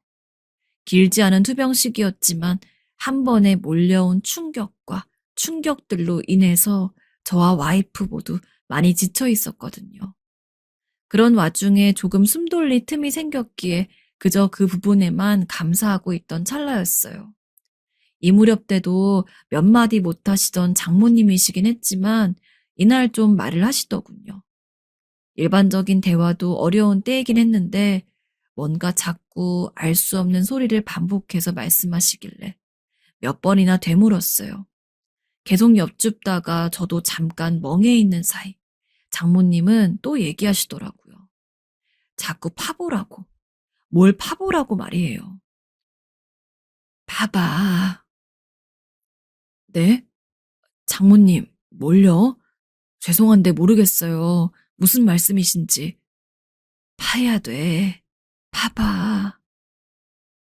너무 죄송했지만 몇 번이나 계속 되묻고 또 되묻는 사이 그게 겨우 집 뒷마당을 말하신 것이라는 걸 알게 되었어요. 뜬금없이 이게 무슨 말이신가 싶었는데 저희 집은 일반 아파트이기 때문에 뒷마당 같은 게 없거든요. 장모님이 있잖아.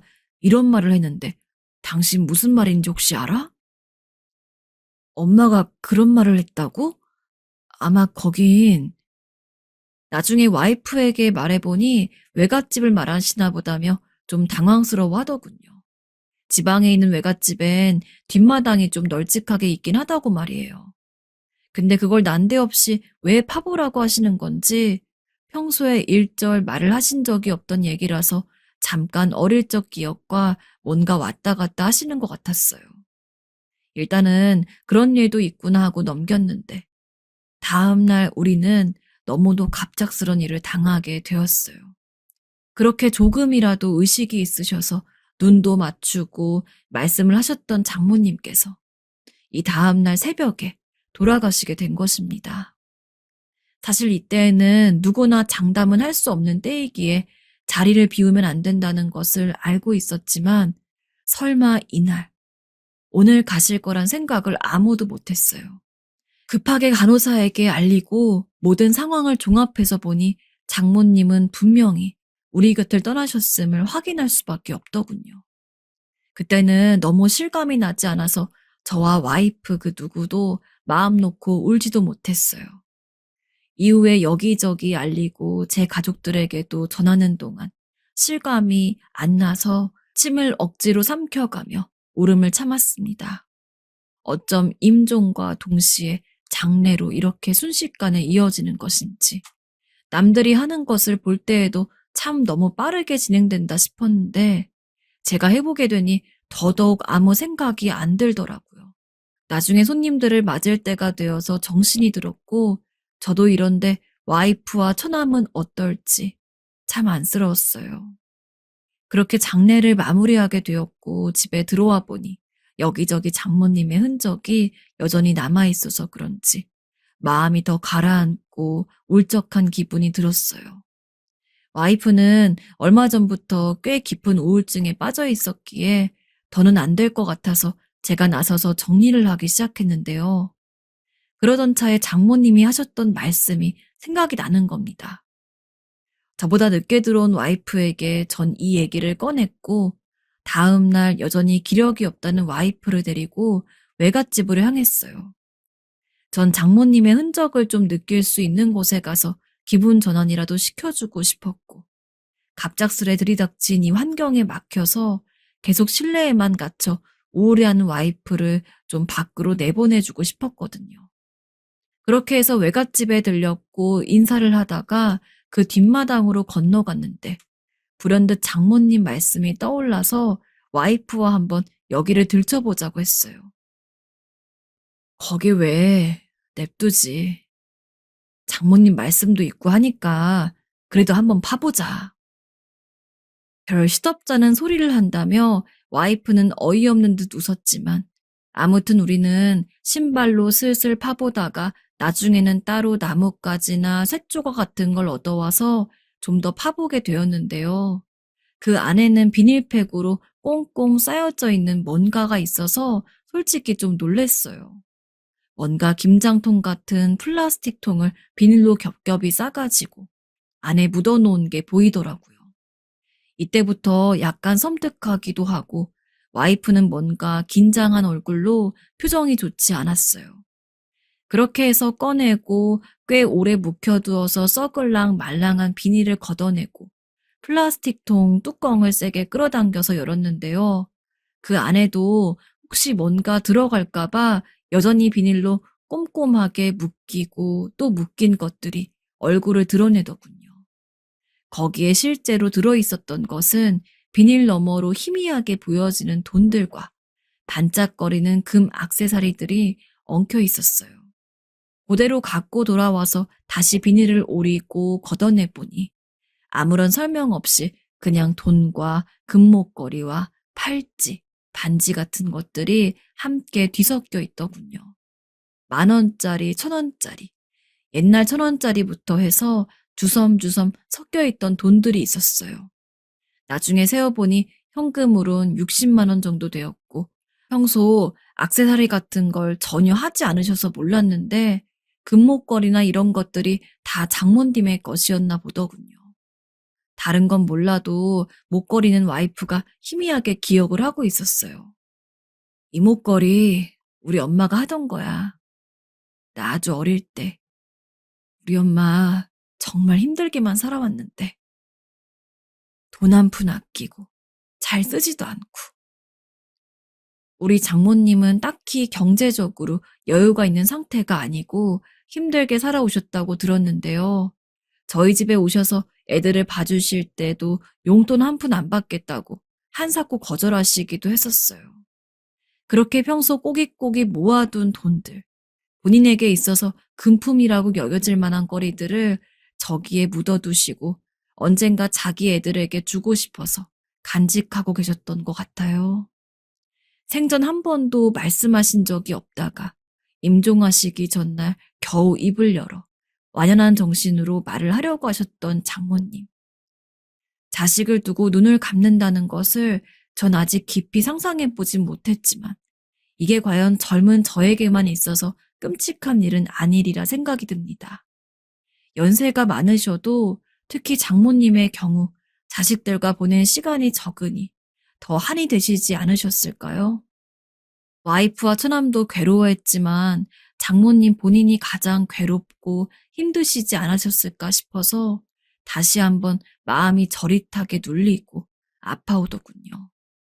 부모라는 건 눈 감는 순간까지도 자식에게 뭐든 어떻게든 줘보려고 안간힘을 내어 마지막 소리를 내는구나 싶어서 그냥 그날 많이 울게 되었던 것 같습니다. 저도 두 아이의 아빠이고 얘네들만 생각하면 마음이 아릿해오니까요. 와이프는 장모님이 남기신 것들을 보고 한 몇 분간을 소리도 못 낸 채 입을 벌리고 눈을 지그시 꽉 감고 소리 없는 울음을 울어댔습니다.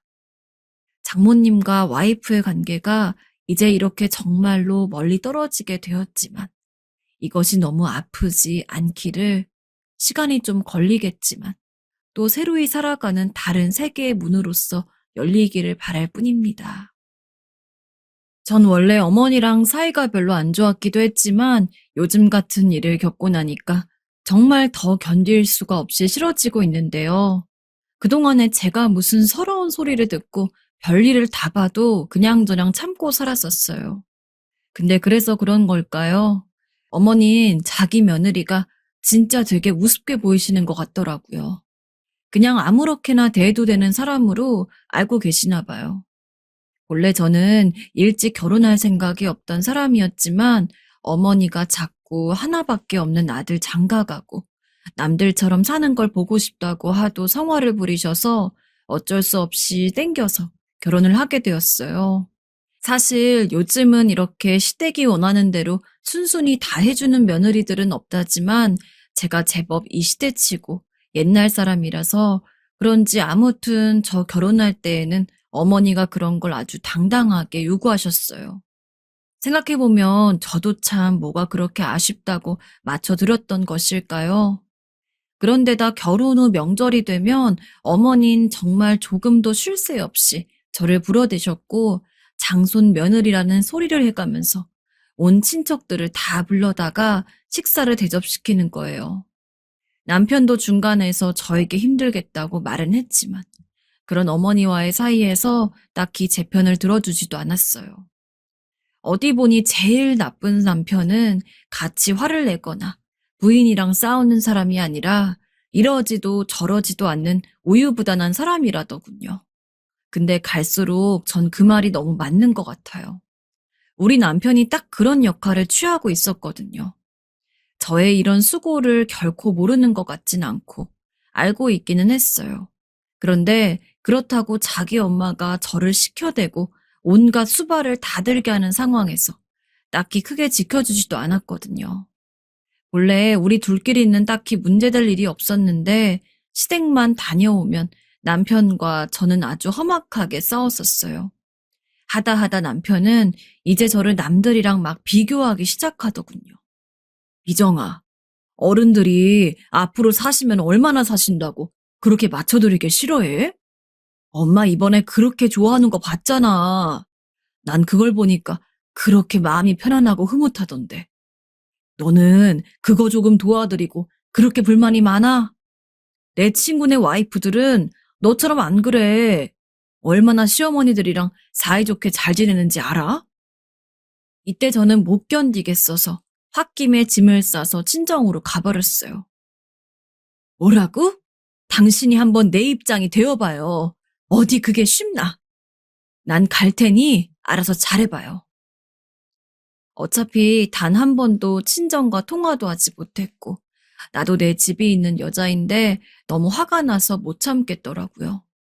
집에서는 어쩌다가 이렇게 온 거냐며 당황스러워 하시고, 우리 남편에게 전화를 해서는 다시 데려가라고 했었나 봐요. 결국 얼마 안 되어서 남편도 매우 불편한 기색으로 우리 집으로 찾아왔고, 전 정말 꼴도 보기 싫었지만 어쩜 이렇게 사위랑 며느리는 입지가 다른 건지. 저희 엄마는 사위 뭐가 이쁘다고 아주 진수성찬을 차려주시더라고요. 그래, 우리 사위 봤어? 많이 먹어라. 미정아, 시댁에서 뭔 일이 있다 해도 네가 조금 참으면서 잘 헤쳐나가라. 응? 일단 일이 수습이 되었고 어머니와 제가 딱히 마주할 일이 없으면 우린 평범하게 지냈어요. 하지만 날이 갈수록 어머니의 간섭이 더 심해지고 툭하면 친척 누구들 불렀으니 오라가라 하는 덕에 전 조금도 편하게 지낼 수가 없었어요. 이러던 와중에 글쎄 남편은 제가 맨날 어머니로 인해서 하소연하는 모습을 듣기 싫은 건지 절대 해서는 안 될 말을 저에게 해버렸지 뭡니까? 너 진짜 그렇게 우리 엄마가 싫으냐? 그러면 그냥 다 집어치워. 어떻게 나를 애지중지 키워준 부모님에 대해서 그렇게 말을 할 수가 있어? 나 이제 너 같은 여자랑 못 살아. 그만하자고. 이때 이 말이 얼마나 청천벽력처럼 느껴지던지 전 정말 눈앞이 완전히 깜깜해져 버렸어요. 왜냐면 뱃속엔 곧 출산을 앞두고 있는 아기도 있었고 이런 저에게 이혼을 얘기를 하다니요. 솔직히 아기를 갖기 전이었다면 저도 어떻게 판단했을지 모르나. 그때만 해도 으쌰으쌰 잘 살아보자며 우린 결심을 했었어요. 둘 사이에 특별히 문제가 생길 거란 생각을 못했고요. 그런데 이렇게 임신해서 배부른 저를 맨날 끌고 다니는 어머니가 정말 너무하다 생각해서 그것에 대한 불만을 좀 얘기했더니 저런 말을 해대는 거예요. 전 너무 당황해서 말도 제대로 못하고 입만 뻥끗거리다가 겨우 입을 뗐어요. 애는 어쩌고? 뱃속에 이 애기는 어떡하라고? 그러자 남편은 콧방귀를 팡팡 끼어대면서 전혀 상관없는 듯 말을 하더군요. 뭘 어쩌라고? 네가 키워야지. 네 자식은 소중한 줄 알면서 어떻게 남의 부모와 자식 관계를 그리 쉽게 알고 말하냐? 너 진짜 마음 그렇게 못되게 먹고 살면 벌 받는 거야. 그러니 이렇게 벌 받는 거라고. 알았어? 어쩜 자기 애를 뵌 부인에게 그런 말을 할 수 있는 걸까요? 이때 들은 말은 저에게 있어서 평생의 상처로 남아 있습니다. 물론 저에게도 잘못은 있을 거예요. 그런데 이 정도의 말을 들을 상황인지는 모르겠더라고요. 하지만 당시 저는 처음 아기를 갖고 낳는 것에 대해서 나름 걱정이 많을 때라 남편의 이런 말까지 듣고 나니 더 불안해지고 어쩔 줄을 몰랐어요. 그냥 바보같이 남편 손을 붙들고 그때 왜 그렇게 매달렸는지 이해가 안 가네요. 여보, 그만해. 어떻게 그런 말을 해? 내가 어머니께 잘할게. 어떻게 나랑 애기를 그냥 버리듯이 말을 할 수가 있어? 이제 당신한테 그런 말 안 할게. 지금 생각해보면 그냥 눈 딱 감고 그때 이혼을 질러버렸어야 했는데 저도 어린 새댁이었고 임산부였고 너무 겁이 많았던 것 같아요. 이혼하면 정말 큰일이 나고 무슨 문제가 생기는 걸로 생각해서 그것만은 절대 안 된다며 바보같이 빌고 또 빌었어요. 그런데 그날을 기점으로 해서 원래 남편의 본색이 드러나게 된 건지 아니면 사람이 변하게 된 건지 좀 이상해지더라고요. 점점 말을 세게 하고 못되게 하고 어머니도 그런 자기 아들의 상태를 알았던 건지 어째 더 저를 많이 불러대고 귀찮게 하셨어요. 얘, 너 이번에 와서 김장 좀 같이 하자. 내가 이번에 허리도 아프고 팔도 아파서 못 쓰겠어. 얼른 네가 좀 건너와라. 아, 이번 주 주말이요? 어떡하죠, 어머니? 이때 저는 그렇게까진 할 수 없는 몸 상태였기 때문에 못한다고 했는데 어머님 불같이 화를 내셨어요. 근데 그 뒤에 덧붙이는 말이 정말 너무 가관이더라고요. 뭐야? 네가 힘들면 이 노인네보다 아프냐? 옛날 애기 엄마들은 다 그렇게 살면서 애기를 낳았어.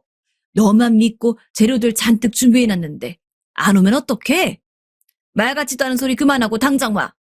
네 서방이 네 그런 모습 보면 또 얼마나 질리겠냐. 쫓겨나기 싫으면 똑바로 행동해. 집에 붙어 있고 싶으면 어디 감히 심히 말을 거역하려 들고 있어? 와, 정말 이 무슨 쌍팔년도 시대에 씹사리도 아니고 요즘 같은 때 이런 말을 듣고 있어야 하다니 여자에게 있어서 임신이란 무엇인지 참 기가 막히더군요.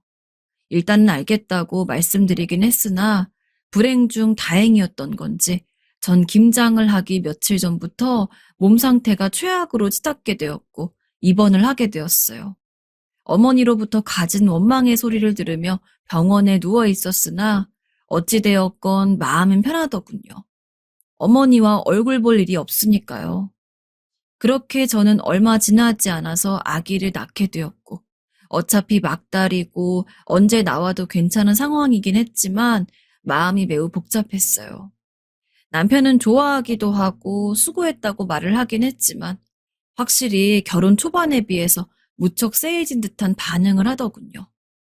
월급도 따박따박 갖다 주고 아기를 보는 것도 같이 해주긴 하지만 어딘가 말도 냉정하게 하고 말이에요. 그러면서도 자꾸 모든 사정을 자기 엄마 위주로 얘기를 하고 제가 그걸 거부하는 것 같으면 여전히 저를 협박하듯 말을 했어요. 여보, 어머님이 나한테 이번에 집 청소를 시키시는데, 나 솔직히 애기 보느라 가기 힘든 상황이잖아. 당신이 잘 좀 말해주면 안 될까? 청소하는 게 뭐 어렵다고 그걸 못 해줘. 얼른 건너가. 가뜩이나 우리 엄마 허리 아프시다 한단 말이야. 여보, 어머님이 오늘 또 오신다는데 어떡하지? 진짜 너는 엄마라는 게 되었으면 철 좀 들어야 되는 거 아니냐? 우리 엄마가 애기 보고 싶어서 잠깐 들린다는데 그것도 그렇게 싫으냐? 너 그렇게 우리 엄마고 우리 식구고 다 싫으면 네가 나가. 너만 나가면 해결돼. 이때 한창 몸이 아려오고 회복도 안 되고 아기를 위한 기본적인 것도 해줄 수가 없어서 힘들었던 저에게 남편의 말은 비수 그 자체였어요. 정말 아무리 한이 쌓인 원수라고 해도 아기를 막 낳고 누워서 국도 잘 못 삼키고 있는 여자한테 저게 할 말은 아니잖아요. 이때 저도 찬찬히 마음이 차갑게 식어가면서 하도 이혼을 노래하고 졸라대는 남편을 보니 생각이 조금씩 변하기 시작했어요. 왜냐면 이 상태로 한쪽에서는 남편의 구박에 또 한쪽에선 아들이 우세인 걸 알고 바로 며느리를 부려먹으려는 어머니를 보니 이제는 샌드위치처럼 끼어서 죽는 수밖에 없으려나 싶었거든요. 이때쯤 우리의 사이는 정말 최악이 되어가고 있었는데 그런 와중 남편은 이제 우리가 처음으론 돌아갈 수 없는 수준의 사고를 쳐버리고 말았어요. 남자가 사고 치는 종류는 되게 정해져 있다고 하지만 전 그게 다 싫으면서도 이것만은 제발 하질 않길 바랬어요. 다른 이유였다면 어찌어찌 바보같이 데리고 살았을지도 모르겠지만요. 하필 남편이 그중 제가 가장 혐오하는 부분을 건드리고 말았는데요. 그건 정말 두 번 다시 생각하기도 끔찍한 다른 여자와 놀아나며 저를 완전히 기만해버린 일이었어요. 이때는 아기가 돌도 안 되었을 무렵이었는데 한창 냉정 중이긴 했지만 어째 더 쎄하게 느껴지더라고요. 사람이 엄청 단순한 건지 아니면 걸려도 상관이 없었던 건지 어느 쪽이라고 해도 용서할 생각은 없었지만 남편은 버젓이 외도를 저에게 걸려버리게 되었어요.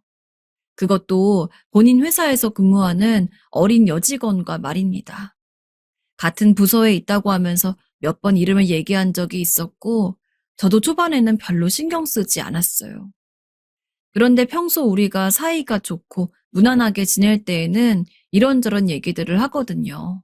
그런데 그때마다 자꾸 그 여직원 얘기가 등장하는 거예요.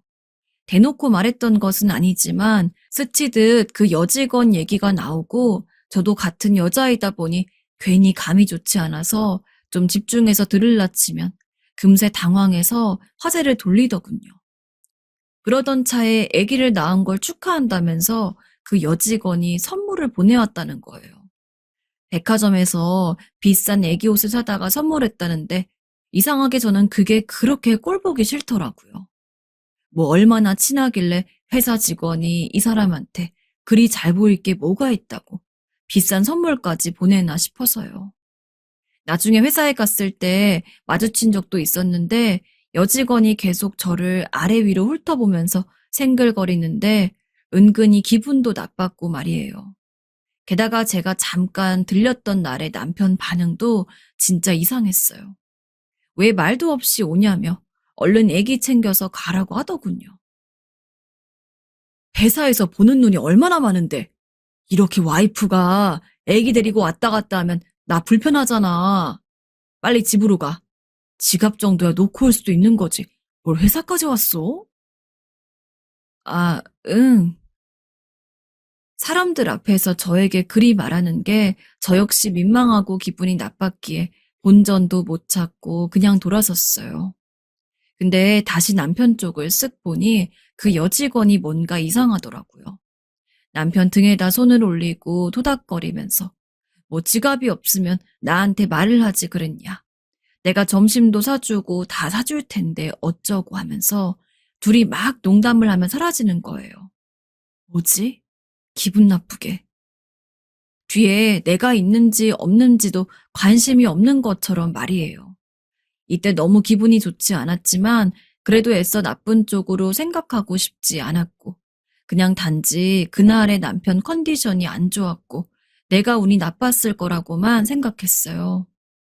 그런데 어느 날, 남편이 야근을 하고 집에 들어온 날, 다음 날은 회사를 늦게 출근해도 된다며 엄청 잠만 자더라고요.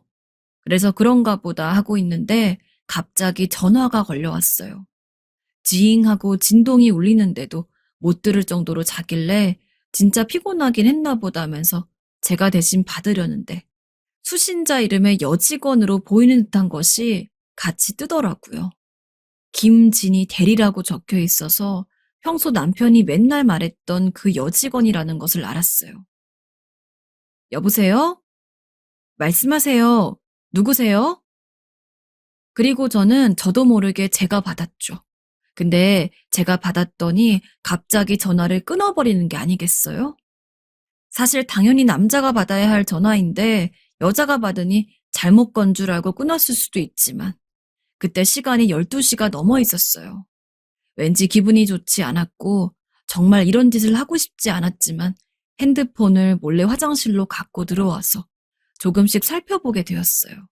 그리고 정말 끔찍한 현장을 마주하게 되었는데 그냥 쉽게 말해 남편과 그 여직원의 사이란 제가 가끔 느꼈던 그 나쁜 예감이 맞았더군요. 둘은 보통 관계가 아니었고 이미 제가 아이를 임신하고 있던 무렵부터 급격히 친해졌어요. 여자 집이 꽤 잘 사는지 카톡 내용을 보니까 명품을 사러 갈 때도 남편이 무슨 보디가드 마냥 같이 따라다니고 이 여자랑 교회로 나가서 사람들 눈을 피해 놀러 다니기도 했더군요. 솔직히 저 여자 핸드폰에 뭐가 있는진 모르겠지만 적어도 남편 핸드폰에는 그 여자랑 같이 보냈던 사진 같은 게 딱히 있진 않았어요. 그나마 좀 저에게 있어 그리 최악이지만은 않은 결과인 걸까요? 가뜩이나 남편이 싫고 증오스럽고 이혼하고 싶은 마음이 있으면서도 애 때문에 참고 살고 있었거든요. 그런데 바람까지 피운 정황을 눈으로 봐버리면 이제 더 이상 이혼으로부터 멀어질 순 없을 것 같았어요. 아무튼 어찌어찌 숨을 돌리면서 참고 있던 와중에 그 여자에게 카톡이 딩동하고 온 거예요. 너무 놀라서 전 그제서 진동으로 알림을 바꿨고 잠시 숨을 죽이고 남편의 기척이 있나 없나 살피다가 다시 찬찬히 내용을 보았는데요.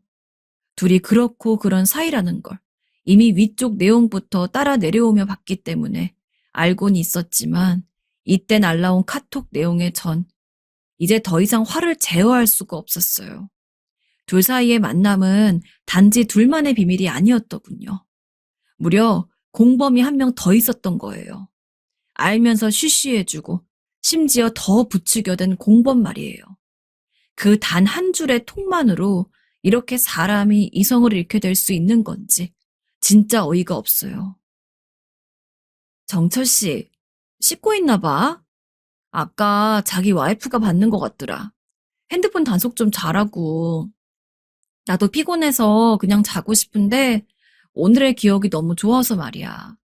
거기다가 자기 어머니 진짜 따뜻하고 좋은 분이시더라.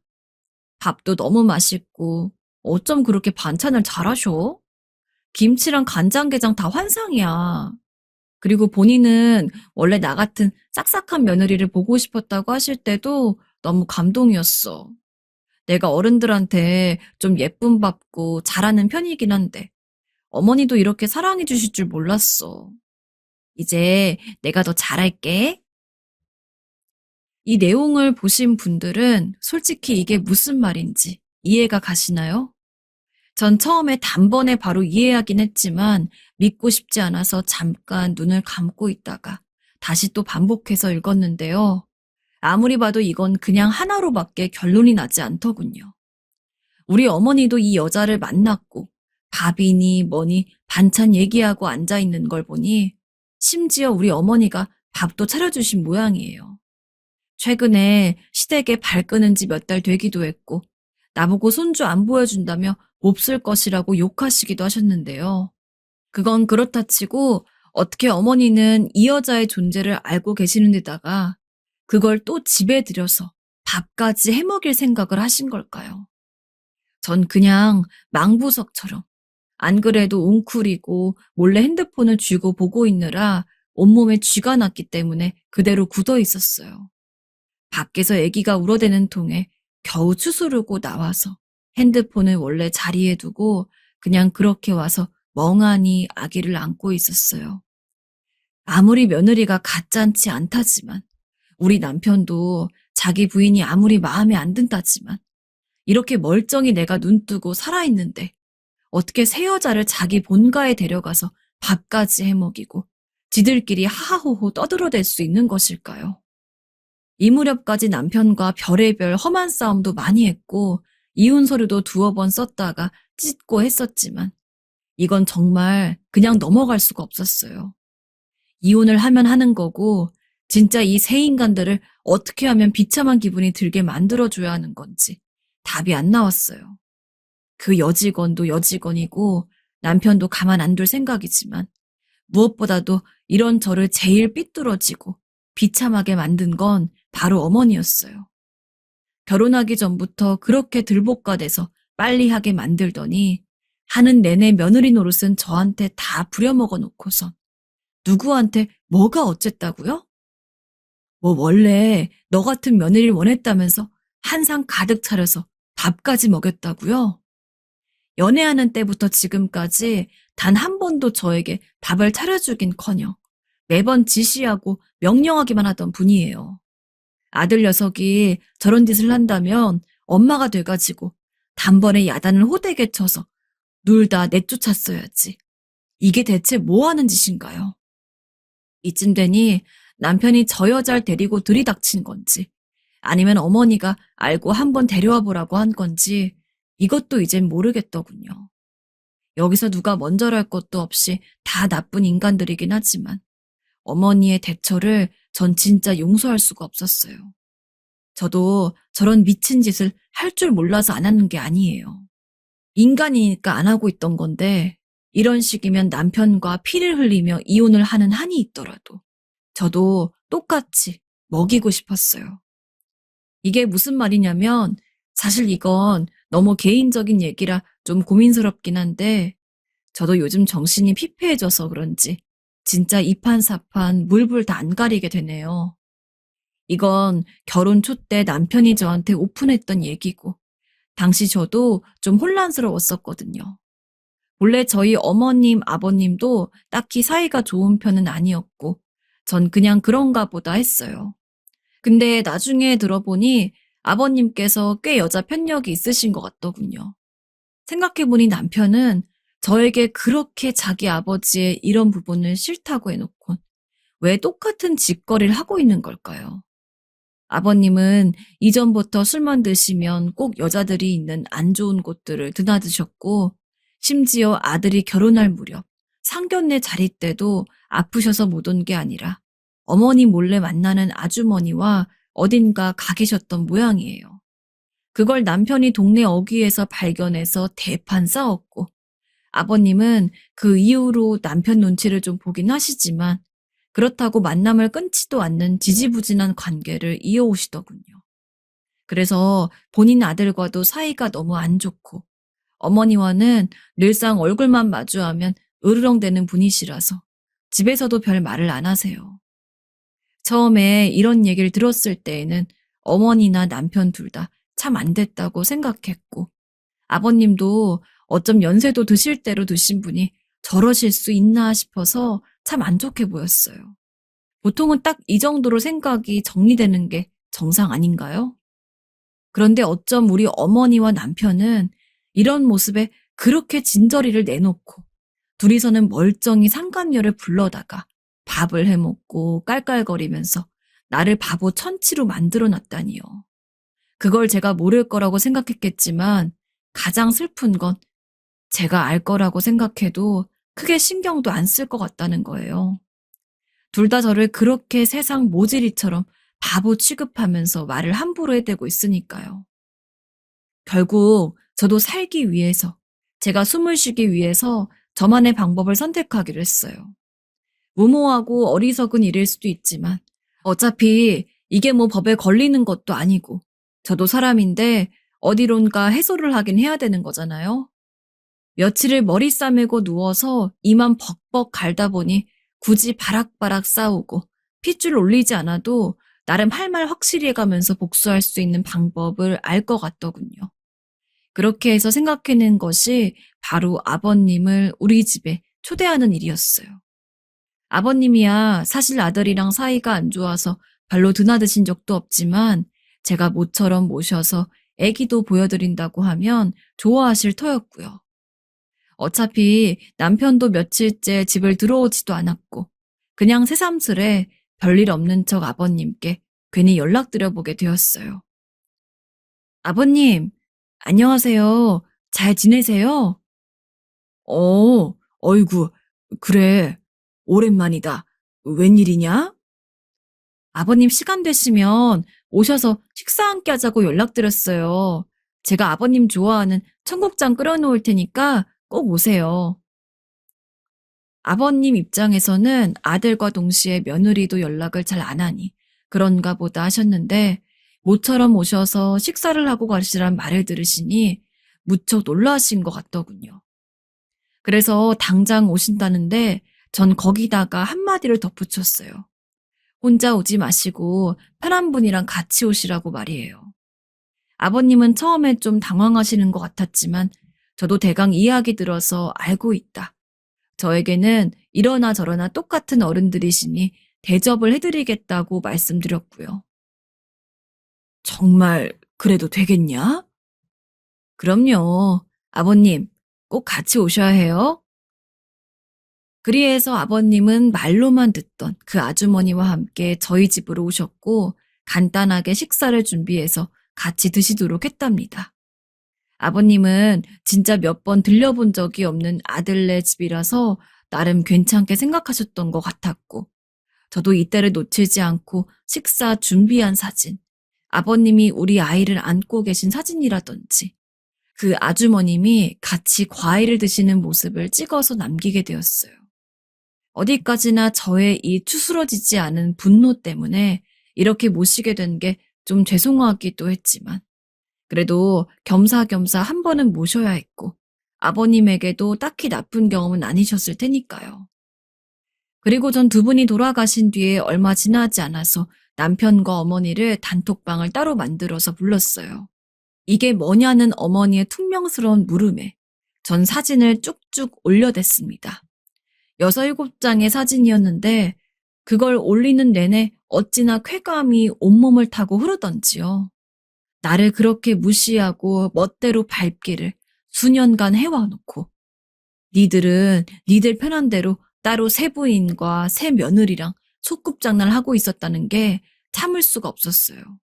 거기다 도저히 딴지를 걸 수 없도록 전 즉시 본래 남편 핸드폰에 있던 그 상간녀와 우리 어머니, 남편과의 셋의 만남에 대한 카톡 대화 내용을 찍어둔 이미지까지 주르륵 올렸어요. 이게 뭐야? 아니, 저 옆엔 내가 왜 네 집에 있어? 너 당장 이거 설명해라. 뭐니? 보시면 아시잖아요. 뭔지. 어머님이 한 행동 저도 했을 뿐입니다. 전 그렇게 말하고 바로 걸려오는 어머니의 전화는 받지도 않고 차단해버리고 전 그 단톡방을 나와버렸어요. 어차피 그들도 나에게 한 짓에 대해서 전혀 죄의식을 갖지 않을 텐데 제가 물리적으로 뭐 피해를 입히고 뭔 잘못을 했나요? 난 남편과 그 여자를 외도로 증거 제출해서 이혼 소송하면 그만이지만 어머니와 남편은 저한테 뭘 어쩔 수 있는데요. 아버님의 상간녀랑 셋이서 만나서 밥 먹은 게 며느리인 제가 뭐 범법적인 죄라도 저지른 건가요? 전 너무 당당하고 법 아래 하나도 걸릴 게 없어서 너무 통쾌하더군요. 단지 이 지긋지긋하게 이어질 이혼 소송을 생각하면 혈압이 오르지만 전 단 한 푼도 조금의 여유도 그들에게 내주지 않을 생각이에요. 이혼은 당연히 진행되어야 하는 것이었지만 이렇게 정서적으로라도 복수하지 않았다면 전 화병에 못 이겨서 진즉 알아 누웠을 테고요. 어머닌 우리 집 문을 부수겠다며 당장 나오라고 난리 쳐대는 걸 제가 문자로 거기서 조금만 더 하시면 증거 잡아서 신고하겠다고 엄포를 놓은 상태예요. 이제 더 이상 바보같이 당하고 있지 않고 해볼 테면 더 해볼 생각입니다.